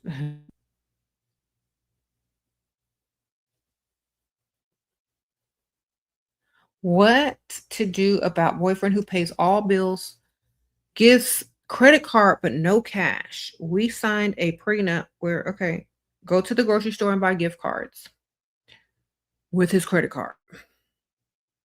So you sign a prenup where the house stays his and he offered a limited low 6-figure cap on appreciation. He proposed, but I feel like I want prenup to change again. Okay. Put a cheating clause in the prenup. And if you catch him cheating, he gives you this much money or whatever. And buy gift cards with his credit card or start a business online with his credit card. Okay. Buy your little online business and some inventory with his credit card. Then you turn it into cash, darling. Okay. To your bank account. Sprinkle. Someone says you need a lawyer. Yeah. Just call up your lawyer, make a prenup, and put a cheating clause in it. Because you know all the men gonna mess up eventually. So you might as well get paid off of it. How can I improve discipline for level up? Why do y'all ask me the same questions? What do you mean, how can you improve discipline? Get up and do it. Get up and do it. Make it into a habit. Every day, get up and do it until it becomes a habit. You don't have an excuse. You make it an excuse. You're looking for an excuse. You just get up and do it. That's all you can do. Take your vitamins, drink you some coffee, and get up and do it. And stop thinking about it and just do it. Make sure it's a habit. The same way you get up and brush your teeth and go to the bathroom, that's the same way you do everything else. The same way you get up and do your hair and your makeup and put on a cute outfit. It's the same way you brush your teeth, brush your hair, take a shower, wash your booty. It's the same thing. It becomes a routine and a habit. You have to just do it. Are you not motivated to brush your teeth every day? Same thing. You make it into a habit. It becomes a habit. Okay? It's not an effort anymore. It's a habit. When you do something consistently for 2 weeks or more, it literally becomes a habit. So get up every day for 2 weeks straight, do your hair, do your makeup, put an outfit on every day for 2 weeks, and then it will become a habit. If it doesn't become a habit in 2 weeks, go another 2 weeks until it is a habit, until you cannot leave your house, until you cannot do anything unless you don't brush your teeth, did your makeup, did your hair. Da, da, da. You said the elixirs help? They sure do. If y'all want to get my elixirs on Etsy, start with phase 1, Ashira's Golden Elixir. That will definitely help get you motivated and get you up and moving and out of your own way. Because so many people are in their own way. They just don't want to put in the work. Y'all will put in work for everybody else, a dusty, a job, but never yourself. And if you don't invest in yourself, all that stuff is not going to end up nowhere anyway. Okay? I have a book.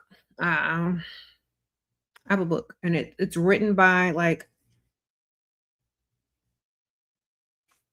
I don't want to say the elite, but it is a book that teaches people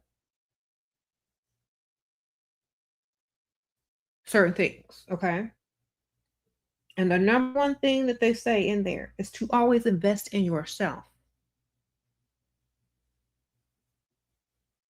Because the more you invest in yourself, the bigger the return. Okay, you're building yourself. Because if anybody can take stuff away from you, but if you invest in yourself, you know how to do so many things, get so many things. Your habits are good. All the habits will lead to more money because that is the side effect. All the habits will lead to attracting this, and that, because that is the side effect. So you got to invest in yourself. Get up every day and invest in yourself. Stop looking for excuses and just do it. Y'all will go clock in and work 9 to 5 for someone else. Y'all will go follow and chase behind some dusty being a pygmy all day, every day. But you won't put nothing into yourself. And that's why no one puts nothing into y'all. So if you don't put effort and energy into yourself, if you are not motivated, self-motivated, no one else will be motivated in your presence to do anything for you. That's how it works. So get up and do it anyway. All right? Think of it like that. The name of the book is, I forgot. I don't remember. Thoughts on providers with alpha dom mindset. Girl,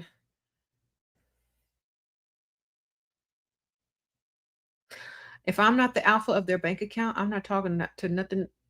I'm not saying nothing to them. Where's my money? Okay. They wanna dominate something. Isn't it supposed to be the other way around when they rich? Don't they want a dominatrix to tell them what to do? Like, no, I'm not getting ready to allow a man to tell me what to do, not even in role play. I'm gonna laugh at him still. Sprinkle, sprinkle.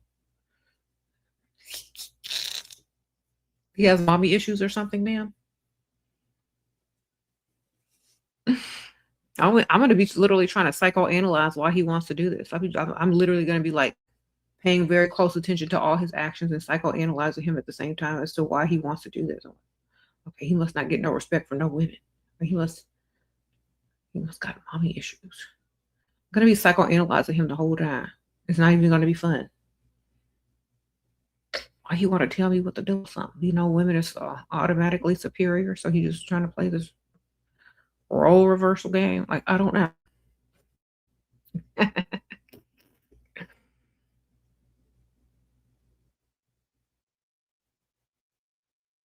You said there's a bunch, and I laugh. Girl, it's so funny. It's like most women are laughing at those type of men inside anyway. They don't really take it seriously. It's like insecure, mommy issues.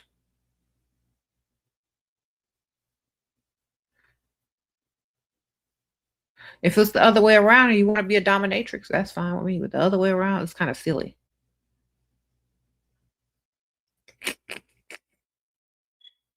Ah.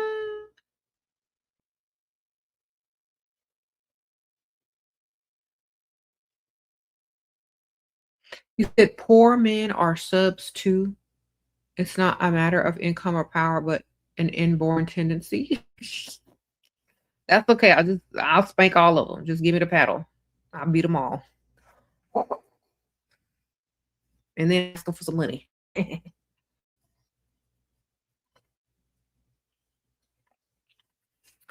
All right.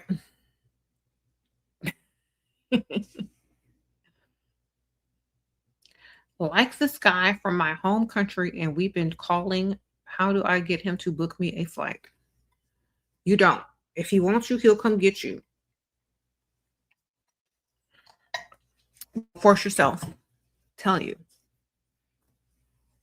Let him come to you or let him offer. I still wouldn't get on a plane. You got to come to me.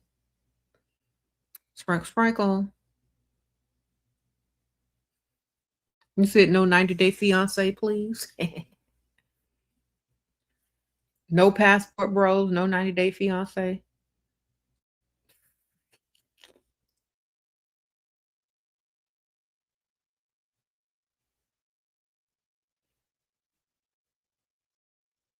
How to deal with modern men? They're not masculine at all.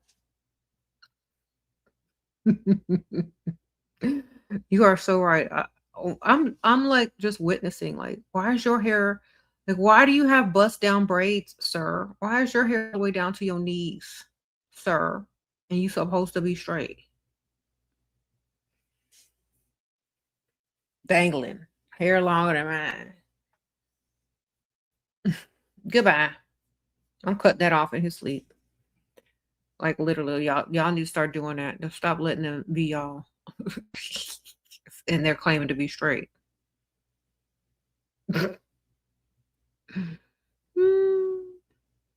I've seen these TikToks where there's like a couple in the store buying groceries, and like the guy is allowing the woman to pick up the heavy stuff, and then another man just rushes over to start helping her. It's making the boyfriend all mad. It's like, well, this is what you're supposed to be doing. What? Joining a country club, tips for main character energy. Dress appropriately. Be confident. Smile. Make eye contact. Ask questions. Okay? Yeah, that's it. Your LGBTQ men giving dating advice differs from yours. Who do you think that? Why do you think that is? Because it's coming from a male perspective.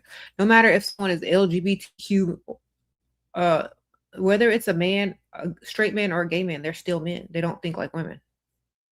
Sprinkle, sprinkle. No matter what. Not saying that not to take people's advice, but women and men think different, whether they're gay or straight. All right. Our chemistry is different. Our agendas are different. You know? So it's not going to be the same.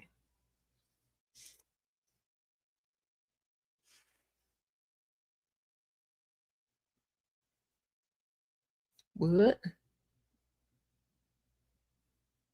I think you could learn something from everybody, but I understand people's agendas are different. People's perspectives are different. So you're not going to get the same answers or the same advice from different people. It's just not going to work. It's not going to happen. You're going to get different advice from different people because we don't have the same perspective and we don't have the same everything, you know. So what you would who you would take advice from, it doesn't matter because you're going to apply it to your personal situation and tweak it anyway to fit.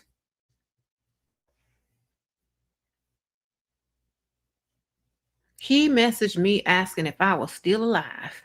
Just I saw it today and I replied saying, "Yes, I'm still alive. Are you?" Men are the same everywhere. Uh,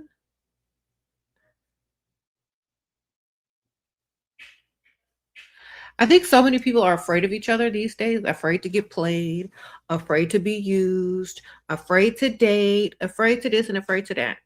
Okay. But let me tell you something about being afraid. If I were a man, I wouldn't be afraid of nothing because I would be a masculine, strong, able bodied man and I would look fear in the face and do it anyway. But I'm a woman. Okay. That's all I'm saying. Back in the old days, men were not afraid. They would walk straight up to you when you with somebody else. Period. Men were not afraid to come get you if they wanted you. Not back in the day.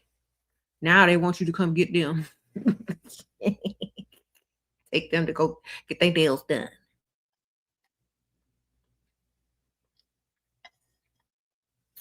Exactly. They weren't afraid of nothing. He said I charged an unblock fee, and I didn't think he watched you. He gave me an unblock fee without me asking. Good for you. You see, now you get your money, girl. Get your money. Sprinkle, sprinkle. Thank you, Brady. Yeah. Get that unblocked fee. Euphoric Gardens. Get your money. Okay. One of my managers is attracted to me, but keeps it professional. How do I show interest? By smiling and making eye contact, and that's it. They got to do the rest. Anything else? You're doing too much. Mm-hmm.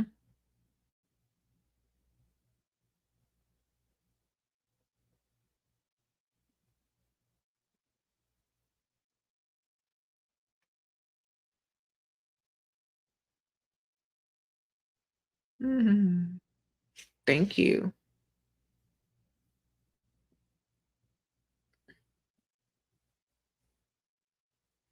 Would you stay in an engagement if he has a corn addiction and constantly lusting after other women, including your friends? No. Not unless I put a cheating clause in the prenup, because you know he's gonna cheat. That's a cheater right there. A cheater, and he probably half gay. He probably cheat with men too. Most men who are addicted to that, they're looking at the man too. Sprinkle, sprinkle. Girl, I wouldn't marry that thing. Is he got money? Like a lot of money? Is he like a millionaire? Then heck no. That thing got problems. I called him that thing because that's what he acts like. He's got problems. Big, deep-seated issues. Okay. When someone is that hyper sexually active and trying to do the most, they're covering it. That dude is on the DL. If he comes on to every woman, watches that constantly,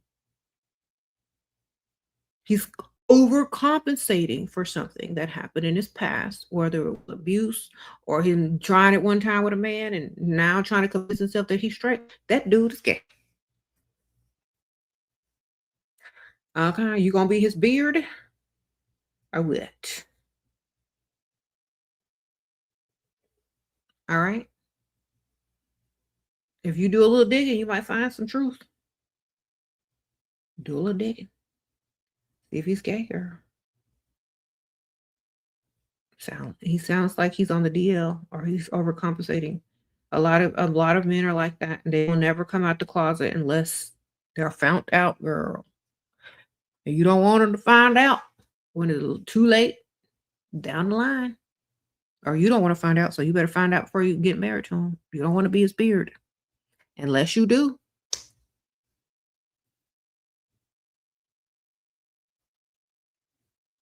You said it's so wild outside. Girl. Whenever they're like that, they're overcompensating.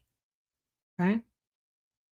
Trying to prove that they're not, trying to prove themselves to themselves and everybody else.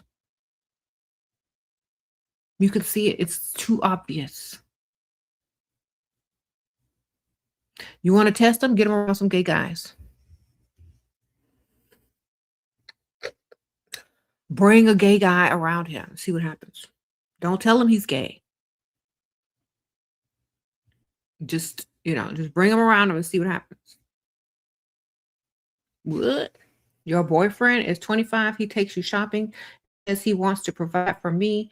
Advice on what should I do if I get married later on? Huh? Girl, he's 25. He can't afford to do nothing for you at 25, girl. And look, you're 25. When you're 30, what are you going to want in life? Can he afford it on his 30-year-old paycheck? Military engineering degree, provider potential. Don't tell him. Sprinkle, sprinkle. Oh, is that what you do or is that what he does? Provider potential. I don't know. Can he provide? Can he pay bills? Is he offering to pay bills? Does he like you 10 times more enough to be a provider? The potential for him to provide is his generosity and his, you know, ability to pay the bills and like you 10 times more. So that all depends on if he likes you. Did that man like you enough to pay them bills? Does he earn enough? What about places where a cheating clause can't be enforced? How do I benefit the situation?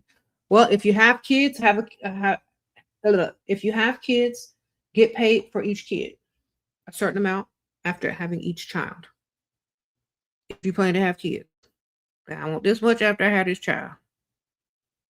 There you go. And you can also put in there after you've been married so many years, you get this much money.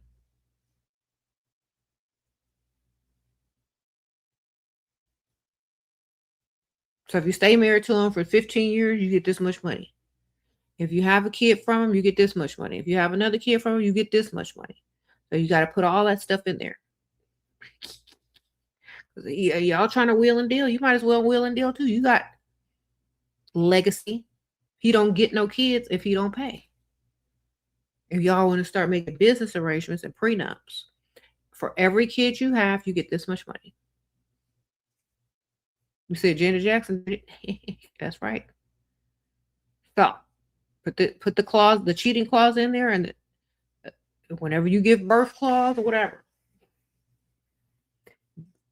put all that in there. Y'all have rights. Y'all can put stuff in the prenup too. Because think about this.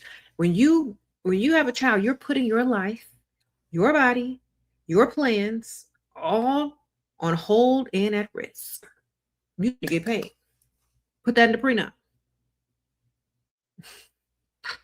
Do you understand? If he's gonna mention the word prenup, make him wish he ain't never did. Okay? That's all I can tell you. Thank you, Vibrant Beauty Sprinkles. If he mentioned the word prenup, make him wish he ain't never mentioned that word. You hear me? Because you too can add stuff to it. Create your own.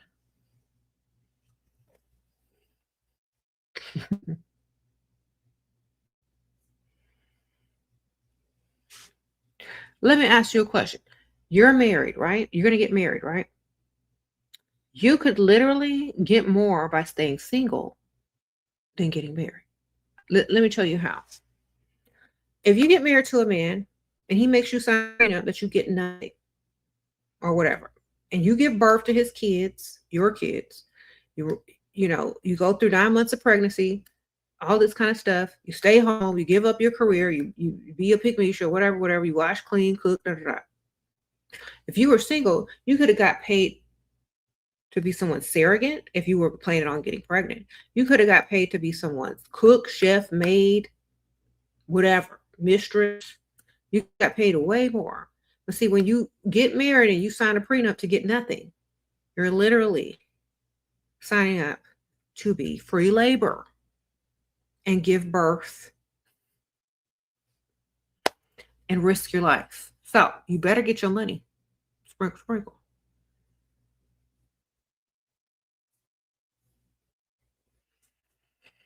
Mm-hmm. You're speaking to a neurosurgeon. He's taking you on expensive dates and took you on a shopping spree. I haven't chased and only show him attention when he does something right. He's pulling back now. Okay. Now you got to ask him for a favor. Sprinkle. Call him up. Say, can I ask you for a favor, please?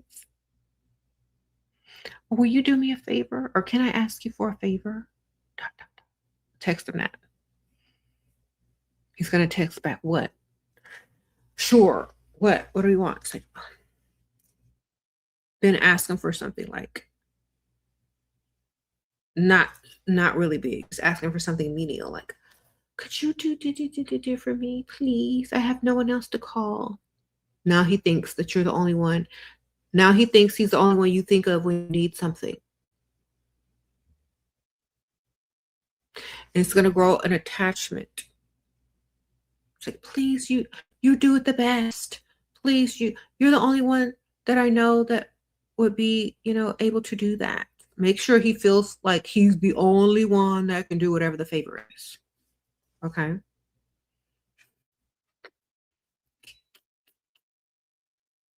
That's how you lure back in. You get them to do your favor. When they start pulling back, ask them for favors.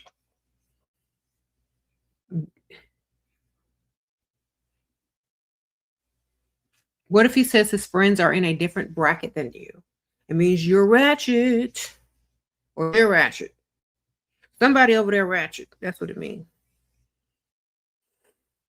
It means somebody ratchet. I don't know if it's you or them, but somebody ratchet over there. Okay.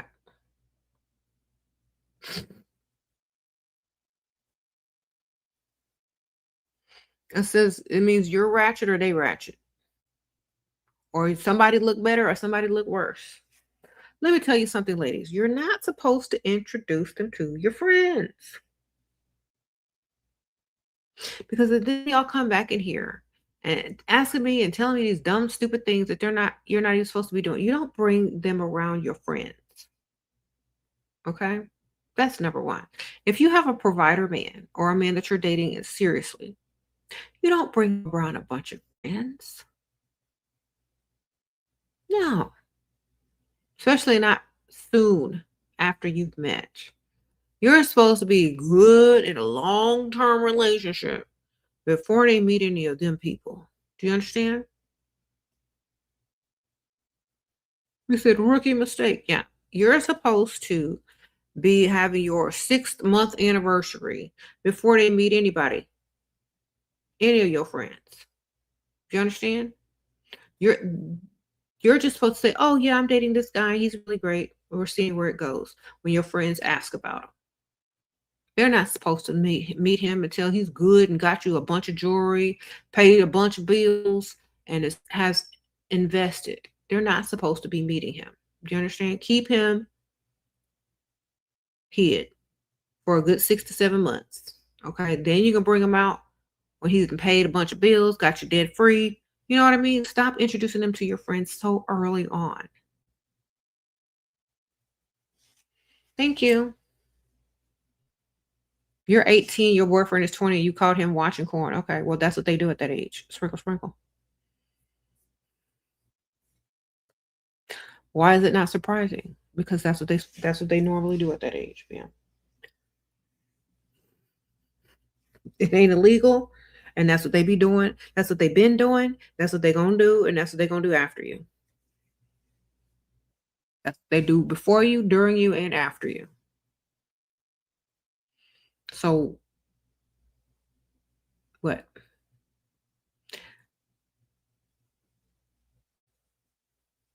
The same manager added you on social media doesn't like or comment but watches every single post. He's been nothing but respectful in person. He's on in his 40s and I'm closer to my 30s. Okay. Who cares? You should have gave him a alias social media. That's why I couldn't have no job in this day and age. I'd be coming to work and they're like, why are you talking about Dusties? You don't think it's okay to split bills? No, I don't. Then I get fired. See, that's why I can't work. Because if you share your own opinion and people don't agree with it, dang, you gotta. What do you do when your man has so many female friends? Get you some male friends too, girl. Have too many male friends. That happens. Okay, you get you a roster. All right, get you a roster too, man. What you doing? Have you some male friends he doesn't know about?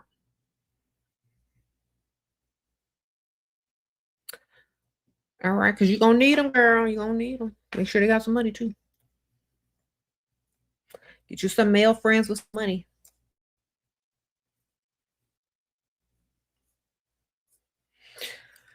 Okay. You said you do work. You have a brand. Girl, this is not a girl. Back in the old days when I first started YouTube, there was no such thing as a brand. We just got up here and talked. Y'all made all that stuff up.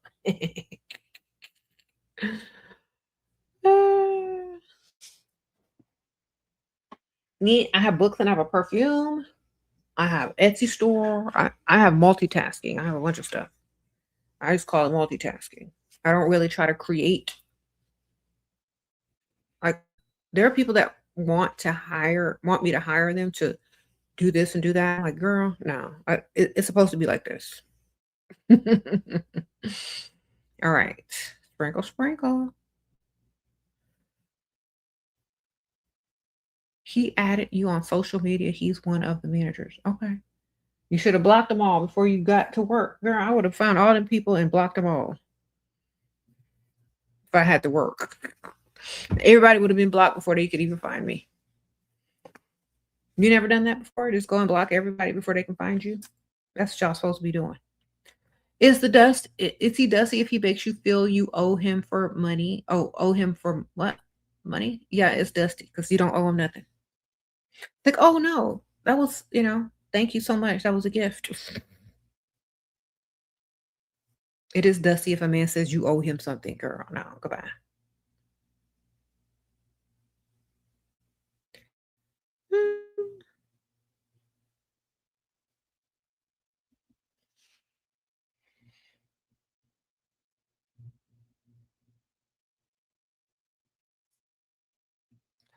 The more and more I learn about how men created a patriarchy because they were jealous of women makes me grateful to have people like you teaching women that they are powerful ones. They are the powerful ones. Yes, ma'am. God is all on. That's so true. Sprinkle, sprinkle. You met this guy on a dating app. Uh-oh. We are already go on a second date, but he never asked for my number, so we kept chatting on the app. That's because he's addicted to the dating app, and he's probably dating other women. Sprinkle, sprinkle. And he probably ain't gonna get off, and you're probably just one of the people that he takes to dinner. And you probably got about 2 or 3 more dinners to go before he expects you to roll around on a mattress with him. And that's just free food Freddy right there for you. Okay. We call him free food Freddy. He don't really like you. He just don't want to eat alone. Okay. Or he thinks that he's going to roll around on the mattress with you after 3 meals. So my advice to you is stop meeting men on dating apps. Get off the dating app. Delete your profile. Get dressed. Go out into the real world. Go sit at a restaurant bar, in a restaurant. Go walk around on the rich side of town. Go join a gym over there. Go do something besides scrolling around on dating apps. Okay? Because you're not going to find nothing but leftovers and clearance rack men. Okay? Get up and go outside. Put some effort into what you look like every single day. Go walk around, go do stuff, go run your errands, go on the rich side of town, whatever you got to do. And you're more likely to meet someone that likes you for real if they actually approach you in person. And they will ask you for your number because they didn't meet you on a dating app. Okay? So get outside and go.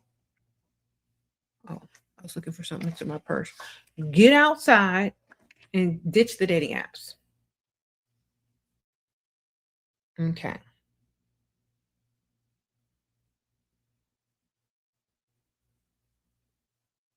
Thank you.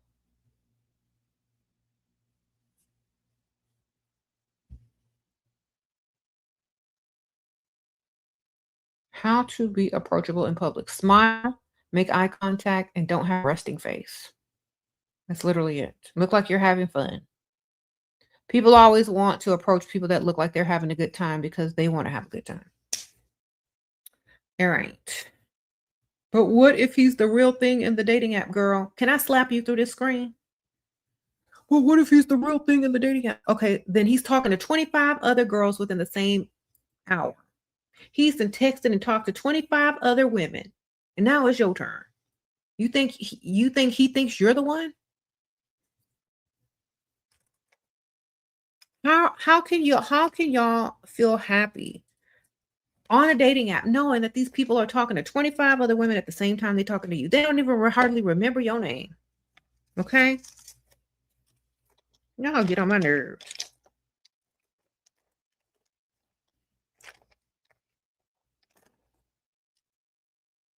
And talk to 25 girls in the same day. And y'all okay with that? Because y'all are stupid. Gonna be on the dating app. Talking to 25 girls at the same time, thinking you special, man. No. Get off the dating app. Go put some effort in what you look like. Instead of scrolling around in your bonnet and your leggings on the phone inside your house looking like who did it and why, get up, go put some clothes on and see what you can attract in real life. Because we know you don't look like the picture on your profile. Not every day. That was what? How many years ago? How many months ago? You don't look like that every day. That's just your best look and you took a picture of it. Get dressed and go be the person that you're pretending to be online. That's what y'all need to go do. Because y'all might have a picture online, a couple of pictures online where you look good or whatever, but you don't look like that today. You don't have that confidence today. It's not coming through in your voice. It's not coming through in your text. It's not coming through in your DMs. None of that's coming through. But if you look like that, it's going to come through harder and you're going to attract harder and better. So get up and get dressed like you did in that picture on your profile and go outside. Okay? Unless you want to wait your turn in line to be the 25th girl he DMs and texts that day. Get up and go outside. Stop scrolling on dating apps. Y'all are literally looking for a designer piece in the Ross rack when you date online.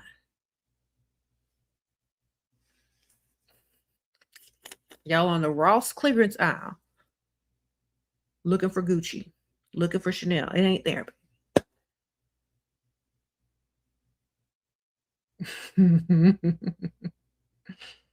All right. It's on the rich side of town. Go over there.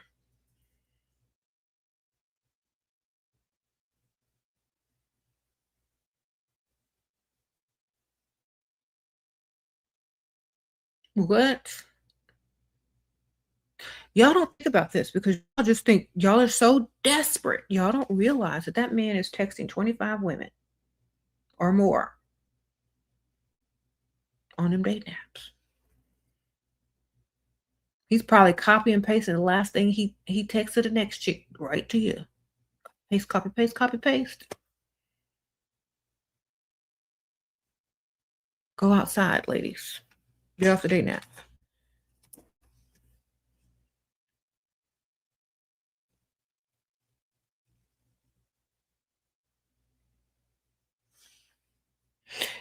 Being on a dating app, I'm going to tell y'all the difference between being on a dating app and going outside. Being on the dating app is the equivalent to going on job interviews and being underqualified or overqualified. Going outside and being the main character and attracting is the equivalent to being an entrepreneur. You understand the difference now? That's the difference. So, dating app is unemployment line, job interviews. Going outside is boss moves, boss lady, CEO, entrepreneur stuff. You understand the difference now? Men too. All right. The people y'all are dealing with online are like the hiring managers, and y'all are the employees. The people outside are like the entrepreneurs and they're networking. Or the investors. You know what I mean? Go outside. On the rich side of town, not the broke side of town. You said, do you do both? Mm-hmm.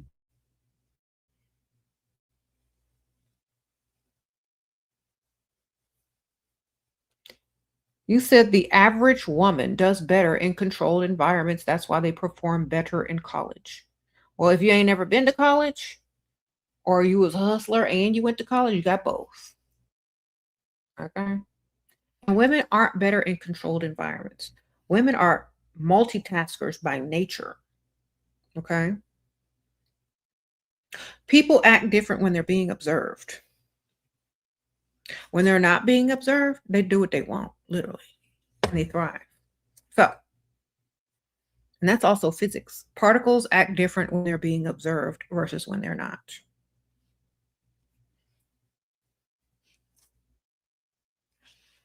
Women are natural multitaskers. They don't need a controlled environment.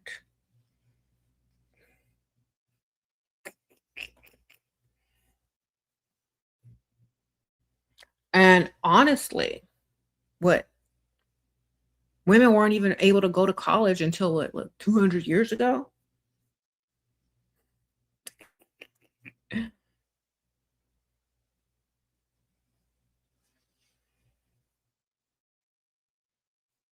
They was doing stuff way before then. Women are natural multitaskers. They can do it all, baby. They are the blueprint.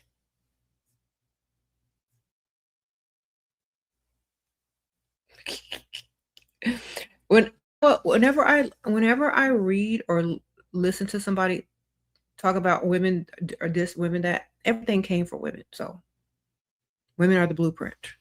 Remember that. You met a potential provider on a networking platform. We already had a paid meet session and are meeting tomorrow. Any advice? What? And then I don't know, girl. That sounds like escort to me, girl. I don't know. What do you mean a paid per meet? Okay, so I don't give advice to I give advice to everybody, but I don't really give advice on how that's he know what you are, you know what he is. You don't need me to negotiate for you. You know what I'm saying? Sprinkle, sprinkle. Girl, you already know what you're doing. Get your money.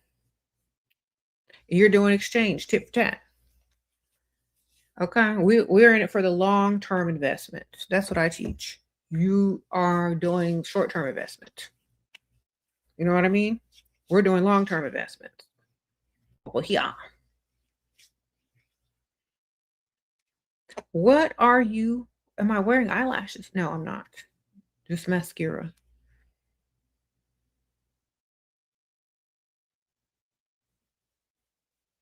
All right. So you don't need my advice.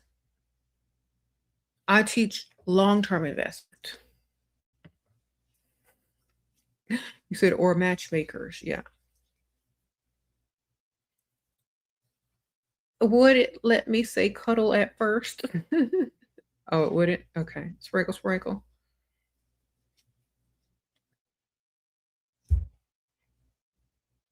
What? You said cuddle session and you're meeting tomorrow, girl. Honestly, y'all are moving too fast. They're not earning you. You know what I mean? Stop dating men you're attracted to. That's number one. If they're more attracted to you than you are to them, you're gonna win. Y'all keep y'all keep dating men that you want to roll around on the mattress with, and then come back here and say, "Oh, I messed up." No, that's because you're dating men you want to sleep with. Date men you don't want to sleep with. Date men that have to earn you. Date men that you look way better than. Date men that like you times 10. That's how you're going to get your money. That's how you're going to get the long-term investment. That's how you're going to get the house. That's how you're going to get the car. That's how you're going to get everything else. Date men that are not your type. Date men you don't want to sleep with. Date men that have to grow on you. How many times do I have to tell y'all this? Date men who have to literally invest and grow on you and wear you down. That's what you want. Because you're always going to have the upper hand. They're always going to like you times 10. And you're going to be debt free and not worrying about none of that stuff. Okay?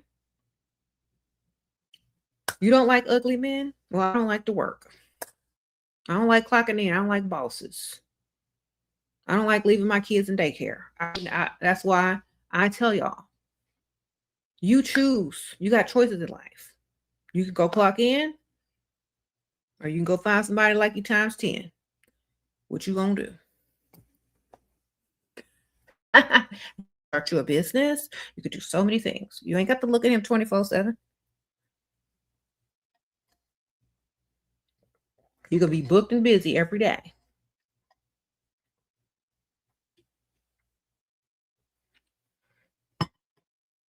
Okay. Because let me tell y'all something. If y'all don't make a lot of money clocking in, by the time y'all get about my age,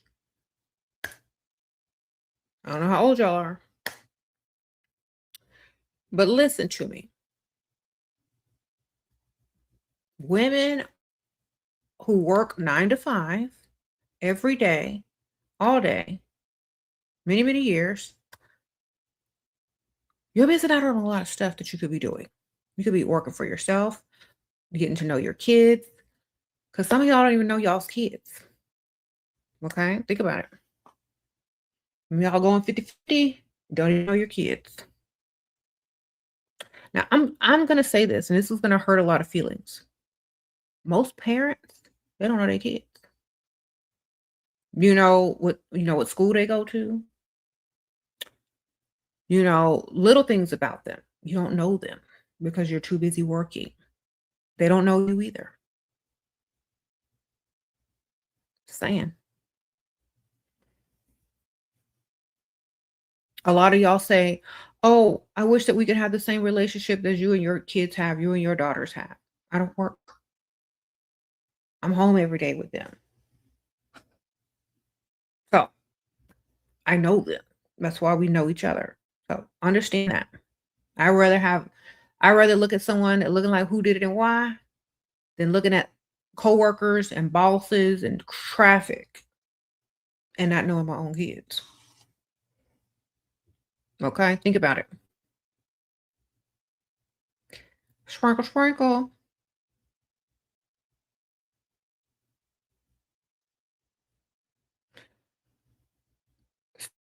You need to look past looks because you're literally making decisions for your future generations.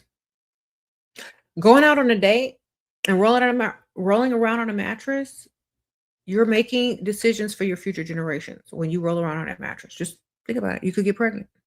You could end up with whoever that is as the baby daddy. He might be cute, but is he responsible?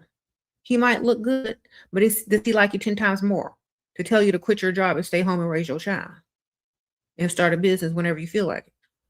He might be cute, but can he handle being a father and a husband or a father if you don't want to marry? He might be cute, but is that going to make him stay? They like you 10 times more. You're the prize in the relationship. They like you. They provide for you. Your future generations are going to be better off. So y'all need to really sit down and think about what choices y'all are making, because when somebody grows attached to you, think about what they're going to look like and what you're going to look like. You have someone so attached to you.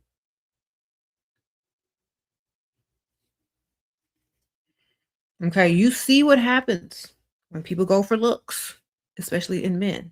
You see what happens, and y'all still don't learn. Y'all still don't learn. Y'all see it every day, but you still won't learn. It's okay to roll around on the mattress with a cute guy before you're 25. Protect it. Don't get pregnant. Don't see him as future husband or nothing. Have your fun. Get it out your system. When you turn 25, you need to start dating for lifestyle,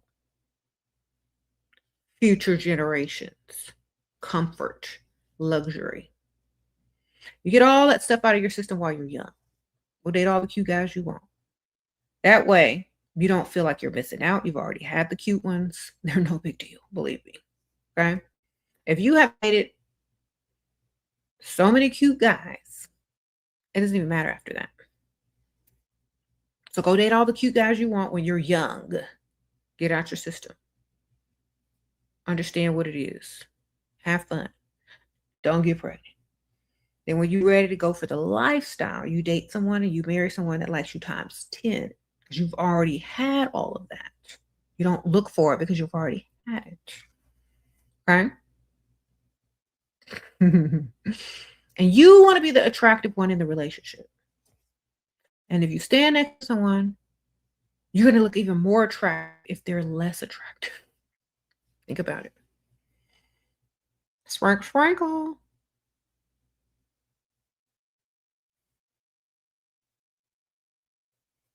You say you live in a Muslim country and you get married without dating. Okay, just marry rich. That's easy, girl. You got it in the bag, girl. Rich. Only rich. Only marry rich if you can't date. Okay? Make sure you look at all the money he earns, and that's who you marry, the richest one. Okay? Because you can't date him. You know, you can skip all the lies, you can skip all the faking and all that kind of stuff, all the free food Freddies, and just go find the man with the money and say, that's the one I want to marry. Hopefully he wants to marry me. Make sure he's ugly and old, make sure you're cute and young. He will get down on one knee and says, hey lady, will you marry me? And you will say, yes, I will. Now where's my money? It's so easy when y'all don't have to date. Just go for the richest one. All right.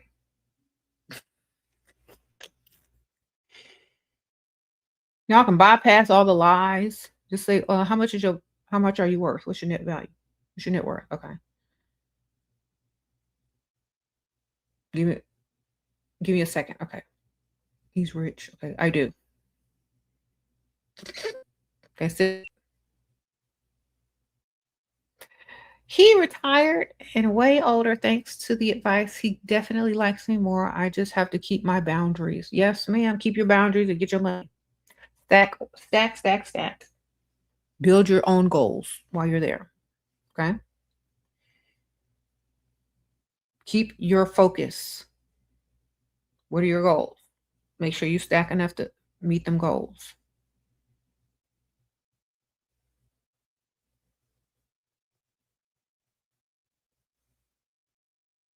The ugly guy, he thinks that he's all that.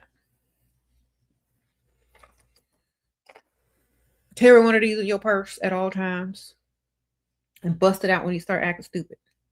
Remember what you look like?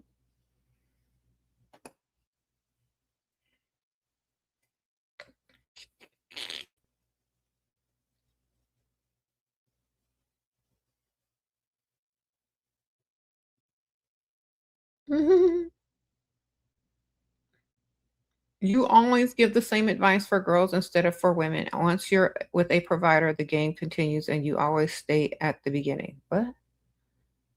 Hmm.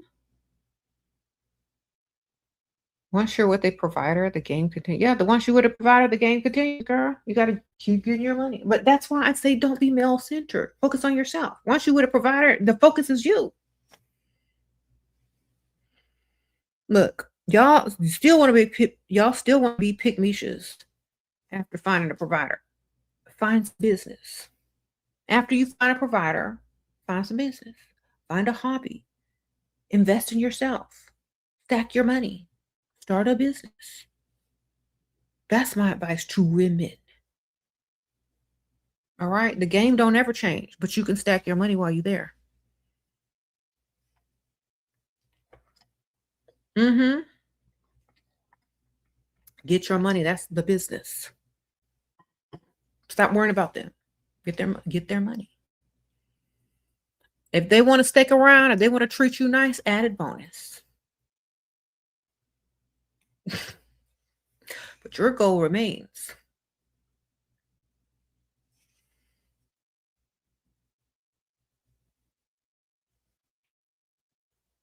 Y'all, I was reading from a book that I can't tell you the name of, but let me tell you what they predicted for women in the future.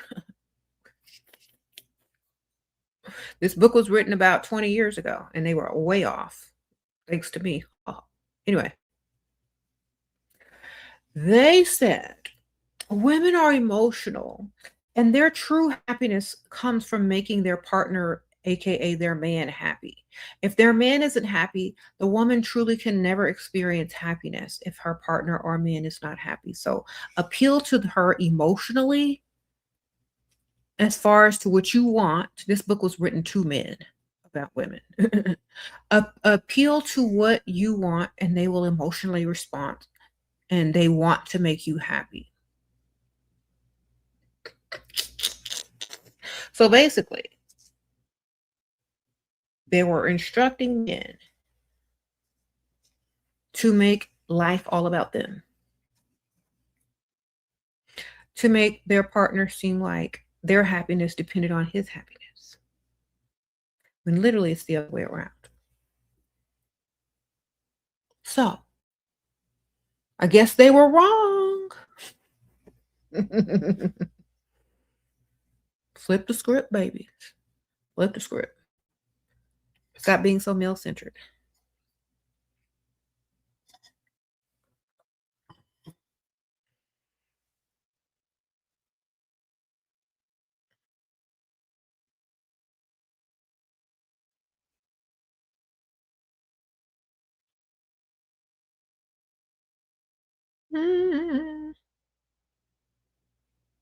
You see all the men that read that are now old and divorced. Yep.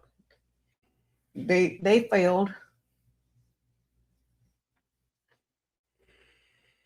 Mm. How to make money online if you ain't got no followers? Get some. Get some followers. Be consistent every day. Post every day. Get on social media and post every day consistently until you get some followers. And sometimes it takes years. And if you have a business, then you need to find somebody that has followers to help you promote, or you need to pay to promote your business on social media. You know, you got to either pay for promotion, or you got to pay somebody that got followers, or you got to pay for an advertisement, or you got to be very consistent and get your following up.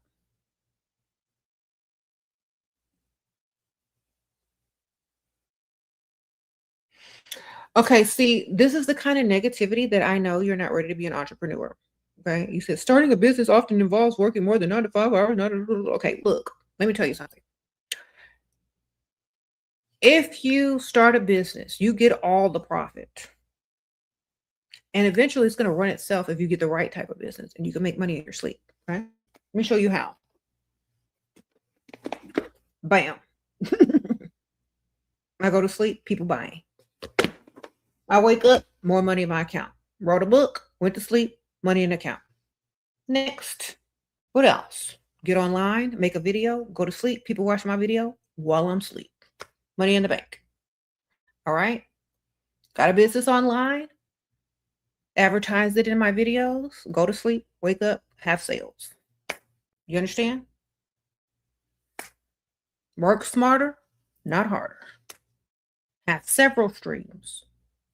And when they all get to streaming, you can go to get to sleeping. Okay? And then they all gonna be off. And you get royalties. You got constant advertisements. If your videos stay up forever, somebody that might have watched my video 5 years ago are getting the advertisements I put out 5 years ago, and I'm still making money. That's how you do it. You have a positive attitude, you do it and stop making excuses, and you go and do it anyway. I can sleep all day for a whole 4 or 5 months and not miss a beat. Why? Because I make money in my sleep. Why? Because I'm a very positive person. I got several streams of income, and I already know to work smarter and not harder. I don't look at a problem. I only see solutions. I don't see no problems. I see solutions only. All right? So start looking for solutions instead of problems. You won't have none. Look for solutions, not problems. Lack mindset is a no-no. Think of all the ways you can make money in your sleep and then do them. You can't find no ways to make money in your sleep, then find the easiest ways to make money. That's going to pay off consistently forever. Trying to get online sales, but have mental block. Okay, y'all talk. Okay, look, y'all are damaging yourselves. Y'all are self-sabotaging. This is self-sabotage talk. You don't have no mental blocks. You just don't have enough drive. Okay. I tell my daughter this. Listen, If you're going to be an entrepreneur, you determine how successful you are or how unsuccessful you are. You determine it by what you get up and do every day. That's it. No one's standing in your way but you. So what you gonna do about it? You gonna get up and do something about it, or you gonna complain about it? There's no such thing as a mental block. You just get up and start doing stuff. Stop thinking about it. It's called taking action. If you have a mental block, how about take some action? All right, get up and go do something.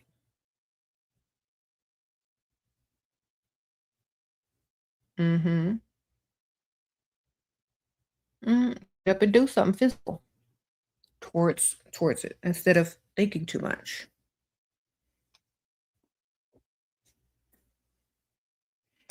Mm-hmm. I mean, y'all have seen how these celebrities have, like, y'all see how Cardi B is out there selling her mixtape on the street. Y'all see how Lizzo is hanging up posters. Take action.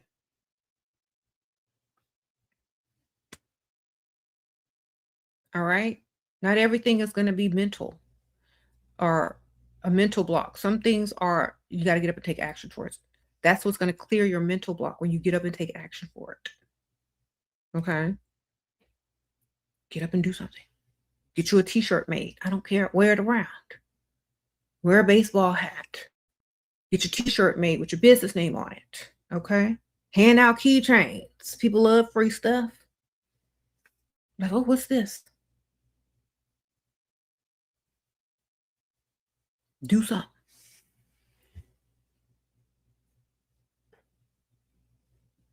You said how to keep taking action when it gets boring.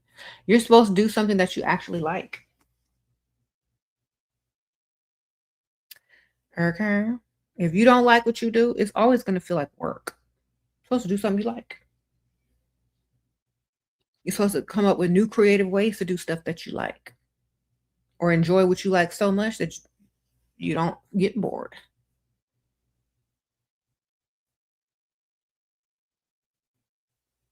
Mm-hmm. Mm-hmm. You keep shopping too much, but what? It's kind of investment on myself. Okay. Sprinkle, sprinkle. What do you mean? What? All right. Yeah. So anyway, you need to attach how to get, we were talking about how to get him attached to you. Y'all already know how to get business. Just do better. Multitask, take action. But how to get them attached to you also. Don't complain. Don't whine. All right? Because that gets on my nerves. Find a way to say something without complaining about it, but getting the point across.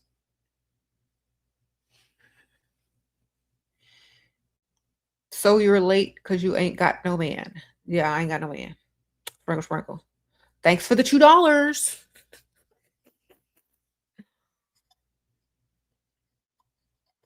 He said, just ignorant. Said that works. Yeah. Don't complain. Just say what you need to say without complaining. And just leave it at that. The less you complain and you just drop the information, the faster they'll do something about it. Like, for example, if they're doing something that annoys you or you don't like, you should do that. You're like, this needs to be done. And don't ask them to do it. Don't say you gonna do it. Just say it needs to be done and walk off.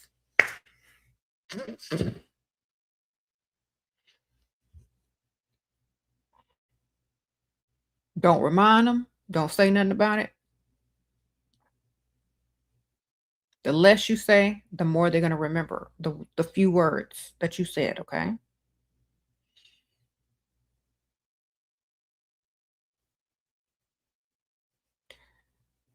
Mm-hmm.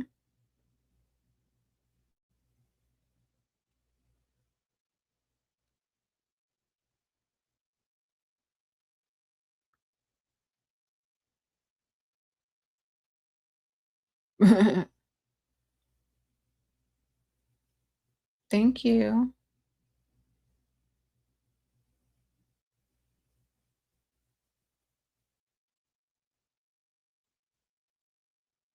You said what order should you get dressed or do your makeup?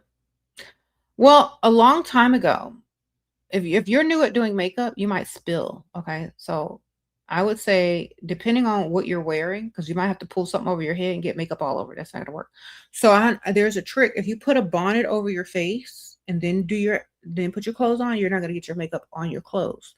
Just put a bonnet over your face, like, literally, just put a bonnet over your face and then put the clothes on. Or you can get dressed and put a robe on over your clothes so you don't get your makeup on it, and then you take the robe off. Um, some people do that. Just get like a light silky robe and they get like a hair clip and they clip the robe here and they do their makeup. They have their clothes on under there and then they just take off the robe. So either way, whichever way you're more comfortable with. I like getting dressed before I do my makeup. And I'm just really careful or I'll put a robe over it.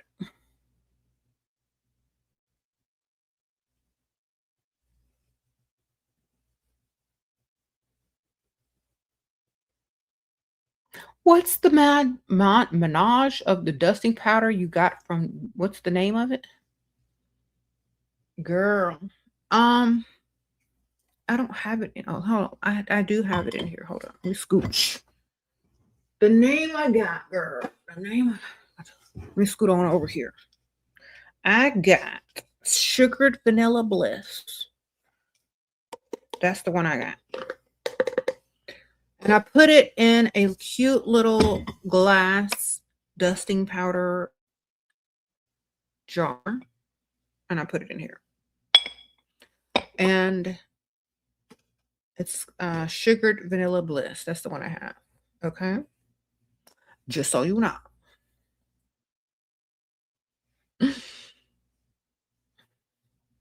Am I planning on doing fashion on YouTube? Not really. I mean, if I have something cute to wear, I might put it up there on Instagram or TikTok or something. So you can put it on my dusty powder. But I'm not going to be doing that too much for YouTube. Unless I'm really cute and just want to show off or something. But not going to be no regular thing. I'm not a fashion vlog. I'm not a fashion channel.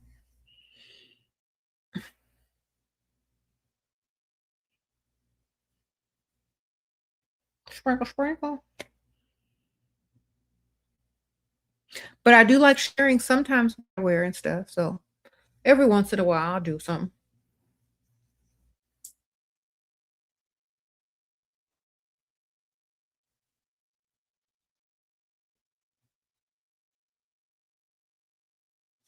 Okay.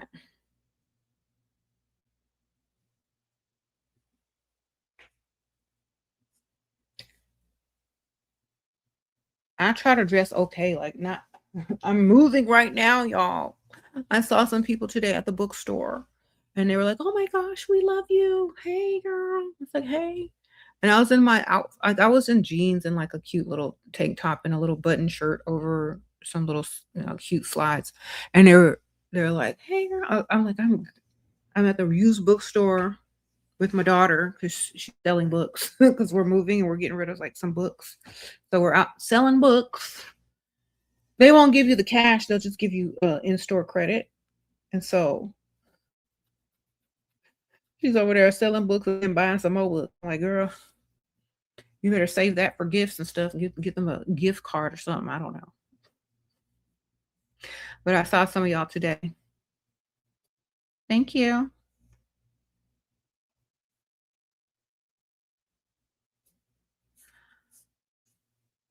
So the powder, the sugared vanilla bliss, it smells more like vanilla musk perfume. It has like also a perfumey smell to it, as well as a vanilla. It's like a perfume. It reminds me of like Burberry Goddess or something like that. Not just pure vanilla. It smells like a perfume. Okay. Thank you.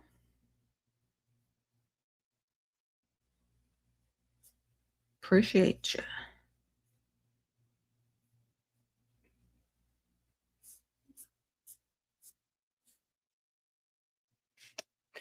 Da-da-da-da.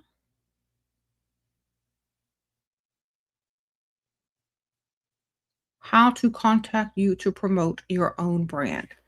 Um, if you're selling oils or homemade hair products, if you don't have a professional website, look, I'm not trying to diss anybody, but like I want y'all to elevate y'all's businesses to where, you have a nice brand and stuff like that. Cause some of y'all are just making like stuff and it's y'all don't have stuff for sale. It's like y'all aren't together business wise. If you have a professional business, then definitely contact me. But some of y'all are just kind of scraping and getting started. And I understand that everybody needs to start somewhere. But remember this as well. If you're overwhelmed in the beginning with orders and success, you're not going to be able to meet the potential of the orders. And I have a large following. So make, what I'm saying? Because this has happened before. So just listen. I've helped someone that wasn't ready for the help that they received. You know what I'm saying? And, they ended up just being too overwhelmed and just being like done. Okay, let me see what you're talking about. Let me see. You got a professional website, nice packaging, great products, hair and lashes brand. Okay, okay. Let's see. Now we can do something. Okay, because there was a couple of times when I helped people out and they did not have the capacity to fulfill the amount of orders because not saying that you're gonna get a bunch of orders, but they were like very, very like small and like barely started and didn't have everything they needed in place. So I just want to make sure that everybody's on the same page because I don't want to throw you out there like that. Okay. Okay. So you can contact me on Instagram. If you follow me on Instagram, just like text me in the DMs or you can join my Patreon tier 2 and up. That's probably the best method because you can directly contact me there and I'll see it for sure. But you have to join tier 2 and up. That's how you're able to message me on my Patreon. It's linked. It's called Shira7 Journaling Group. You can text me there.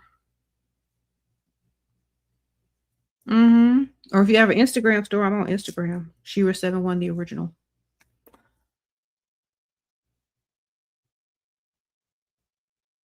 He said it affects Shira's reputation when businesses aren't ready to advertise.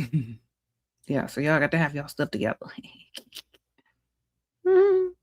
Have you ever dated a psychopath before? I met a wealthy lawyer, but I don't think he has emotions to manipulate help. That's why they got to like you 10 times more, and then they just give you what you want. All right. Sprinkle, sprinkle. You don't like you 10 times more? You can't manipulate them. You got to like you. If they're a psychopath, they just got to like you. It's harder to manipulate people that don't, have too many emotions. They just gotta like you a lot. Then they'll just give you what you ask for. Mhm.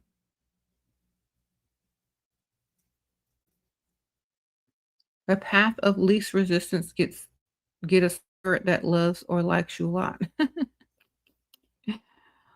Oh, well, they enjoy it too, guys. It's not like it's a one-way situation. They actually enjoy it. Think about this. A man has a dream woman and he finally gets her. You think he's gonna want to disappoint her? No. Think about it, because y'all be thinking about it from the wrong perspective. Think about this. A man gets a dream woman, what he's dreamed of all his life, what he's worked hard to achieve so he can attract. You think he's going to mistreat her and risk losing her? Or is he going to like her 10 times more and do whatever she needs him to do? Think about it.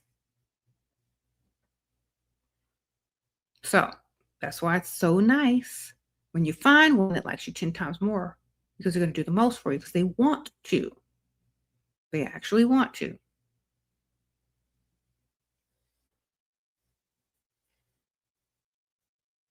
Mm-hmm.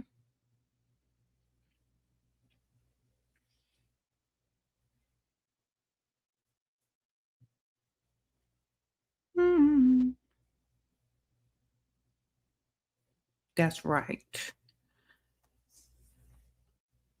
So, if I want to lecture more, ma'am, make it easy on yourself. Y'all are making it too hard out here on yourselves. One is obsessed and paying but wants to do it sooner. Other guy's patient but may take longer to pay opinion. Huh? They don't want that one, don't really like you, girl. Obsession doesn't mean they like you. Okay? Listen to me very carefully. Obsession doesn't mean that they like you.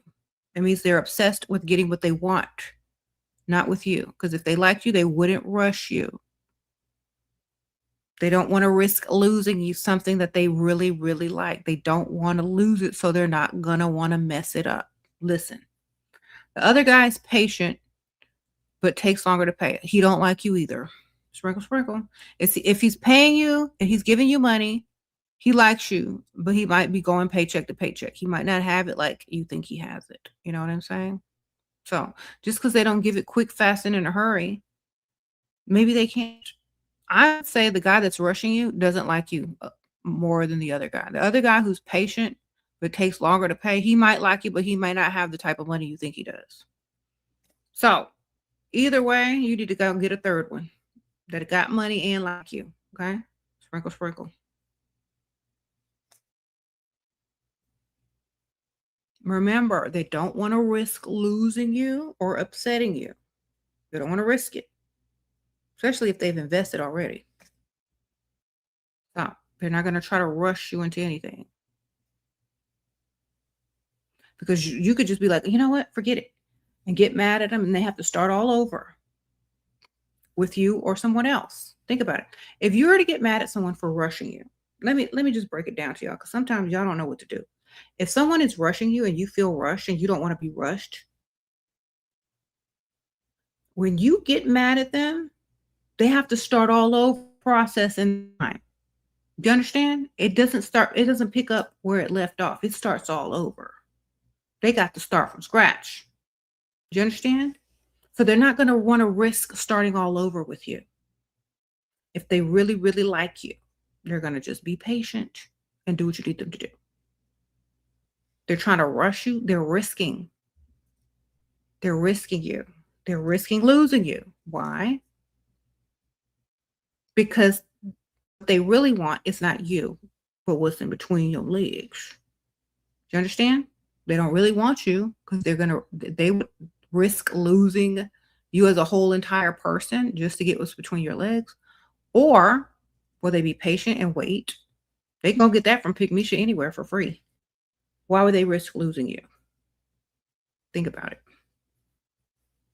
Always keep a roster. Sprinkle, sprinkle. That's right, ma'am. Sprinkle, sprinkle. Thank you.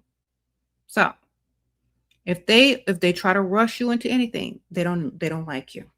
Because think about this. If they really want to roll around on a mattress with someone, anyone will do. It doesn't have to be you. They can go call their ex. They can call Pygmisha, whoever. They'll come right back to you, continue being nice, continue doing what you need. They continue paying whatever, your bills or whatever. Right? They will continue. And if they need to go roll around on the mattress with someone else, they'll do that and they'll come right back to you and be on their best behavior. Why? Because they don't want to risk losing you.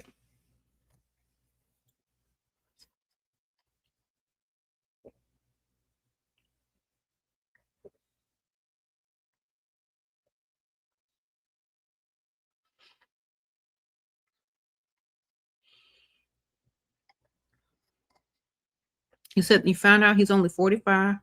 You feel that may be too young. You're 33. He's a salesman and only took you to eat. You never gave in for the mattress. Good. You shouldn't have. Not for no free food. All right.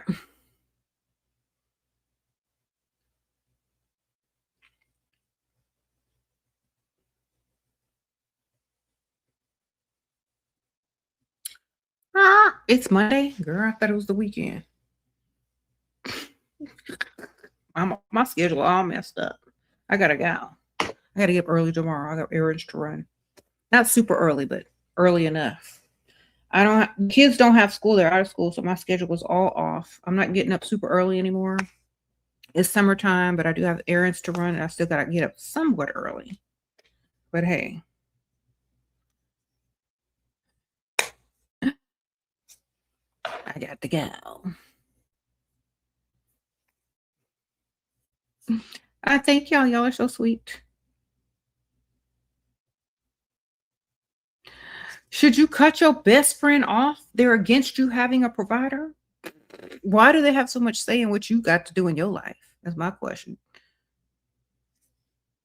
Why are you telling them anyway? Why are you telling them stuff that's not their business? What if you just show up with a man that just got some money one day?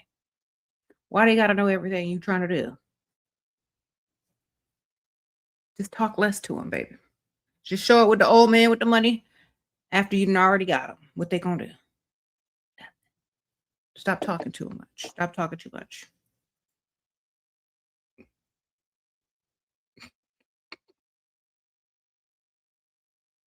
See, that's what we used to do back in the old days. We didn't talk. We just came around with a man with some money that's paying bills. We didn't have no discussion. We didn't have no meeting. Nobody voted. We just did what we wanted, and that was that. Okay. Uh-huh.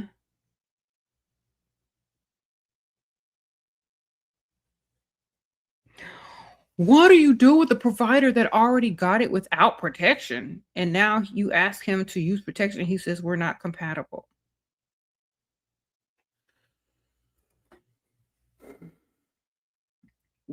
Girl, did you really just ask this question? You already did it with no protection. So he like to roll around a mattress unprotected, so he's dirty. So you're right, we're not compatible. I don't want no disease. Bye.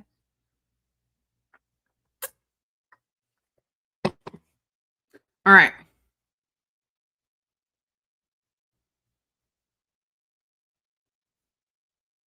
What?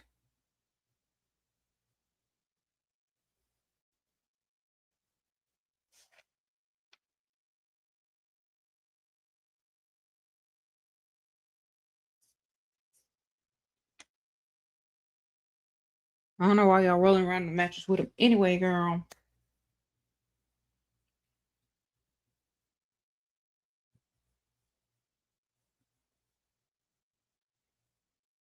You see, I don't understand. Y'all don't know how to deal with these men. Y'all,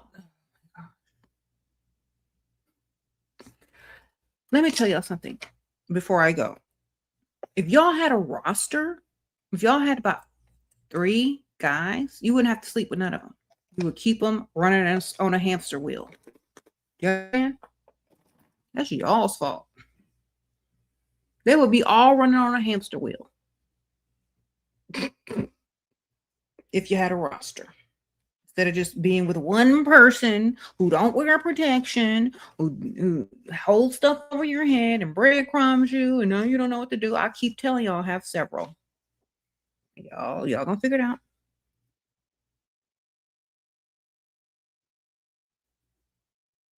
You're not supposed to be sleeping with them. You're supposed to be collecting money from them. If they are in a committed relationship with you, you're on automatic bill pay, you're out of debt. That's your man, you're his woman, y'all live together. That's a different story. Y'all are sitting around dating people on dating apps, online finding strangers to roll around with. You know what I'm saying? You're not supposed to be sleeping with them. You're supposed to be collecting their money and stringing them along.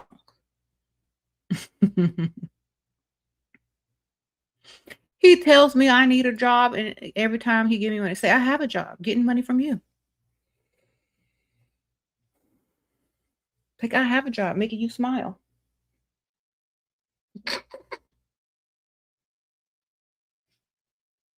There you go.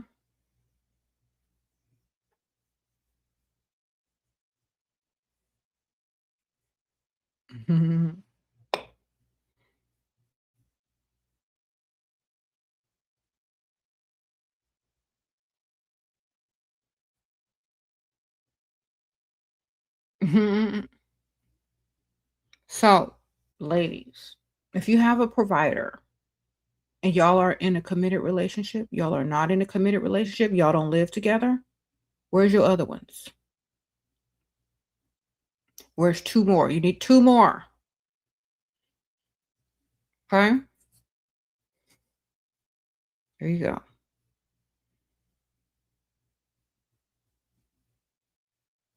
Because you're not supposed to be sleeping with them anyway. You just need two or three of them.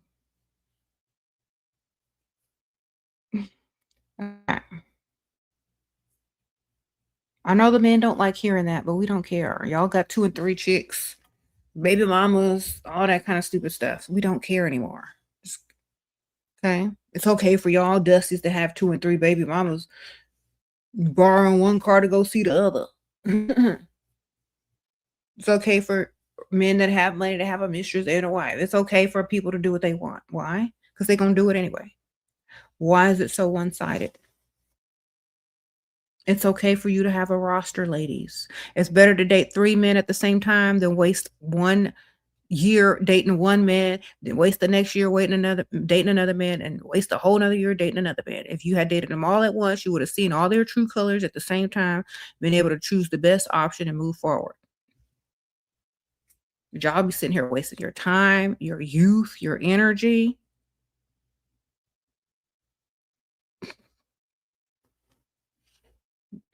Date several. You said you're not taking him seriously, just in between prospects and bored, still talk to him if he's giving you money? Otherwise, nope. If you can't ask him for money, you shouldn't be talking to him that much. If you're going to talk to him, it needs to lead to some type of money. Whether he can introduce you to somebody with some money, whether he can network with you about some money, I don't know. But it needs to lead to some money if you're going to talk to anybody, any man that needs to be talking about benefiting you. That's right. Because what are y'all talking about? Nothing. You can talk to Chat GPT and get more money and ideas and money making ideas from that than you can sitting over there talking to him.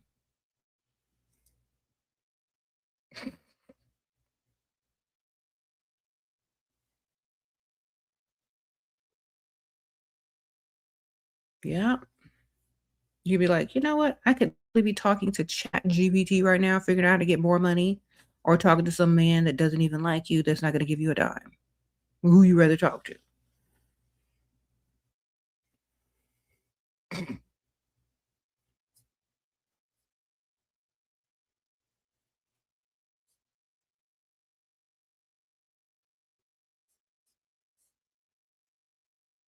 Men definitely date multiple, so I would definitely date multiple. There's nothing wrong with that if you're single. Ain't nothing wrong with it, baby.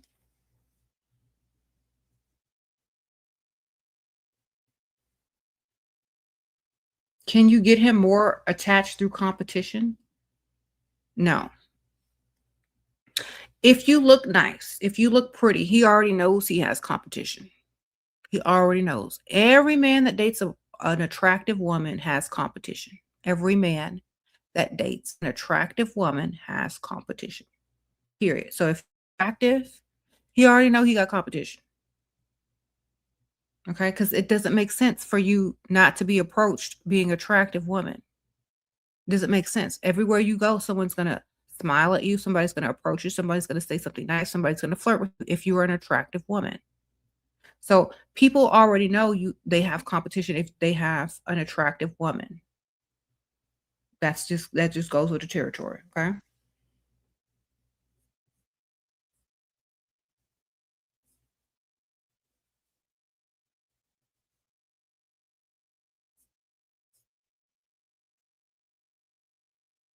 Mhm. He offered flowers. How do I get a Lux bouquet? Send him the link to a Lux bouquet place. Sometimes these men don't know what to do. You got to send him a link. All right? Your husband says you look saggy from Ozempic, girl. Oh my goodness, you need to get some collagen. You need to get you some collagen, girl. You need to get on that collagen. Mhm. All right, I got to go, y'all. I'm up late because my schedule has changed. It is summertime. Y'all gonna see more late lives. Maybe not this late, but maybe. I don't know. I'm doing so many things this summer. I gotta move. Like I'm slowly moving into my new house. I'm waking up later because I don't have to take my daughter to school. So I'm relaxing more. Then I have to pack. So I'm doing what I can. I'll try to go during the day or early evening if I can. This is like my first day of trying to go live in the summer on YouTube. Oh, how not to hate men when I see how bad they are. They can't trick you anymore. Liars and disgusting.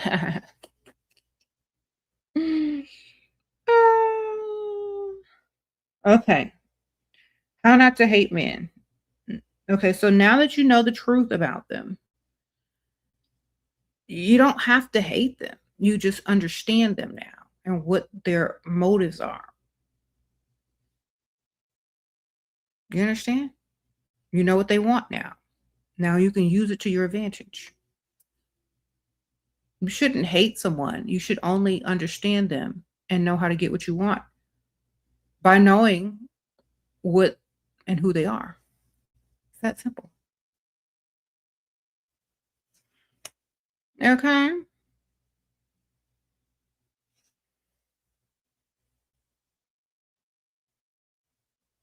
Mm-mm-mm. Will I do my makeup again with y'all? I did my makeup on TikTok this morning. Maybe I'll go live. I usually, okay, so here's my thing. I'll sometimes do my makeup on TikTok in the morning when I'm getting ready for the day. Now that was early in the morning. Usually like sometimes during the school year, but now in the summertime, it's probably gonna be more like the afternoon or late morning, early afternoon, because that's when I'm gonna be getting ready because I don't have to wake up at the crack of dawn. So I would say about between 9 and 11, I might be on TikTok doing a little makeup and showing y'all all the products and everything. Okay.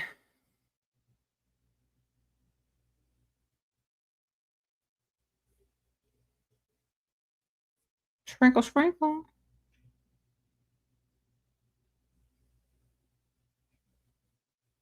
Mhm. What? Imma take you to Arby's, but you're paying for us. Drop the email to show you something.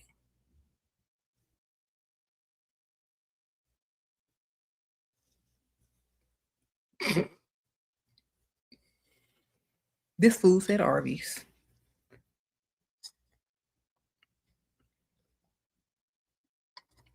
He didn't even say Applebee's. He said Arby's.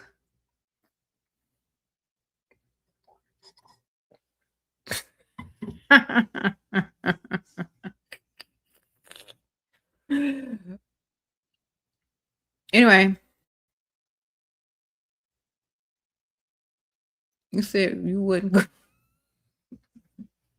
look.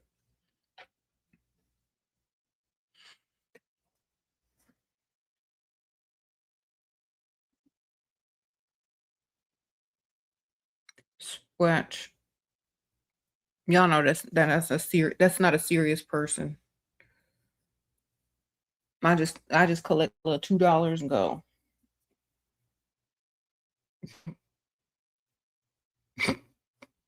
Oh, he put 5 this time. Okay, he getting extra.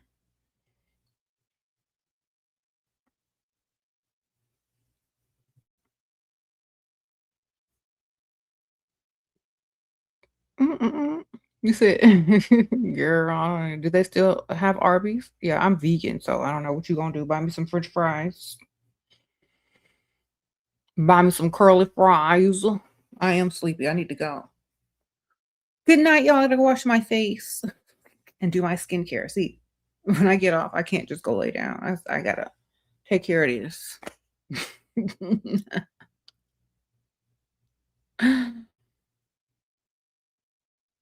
I gotta go activate my glow.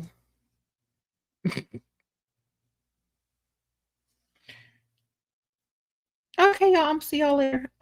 Bye.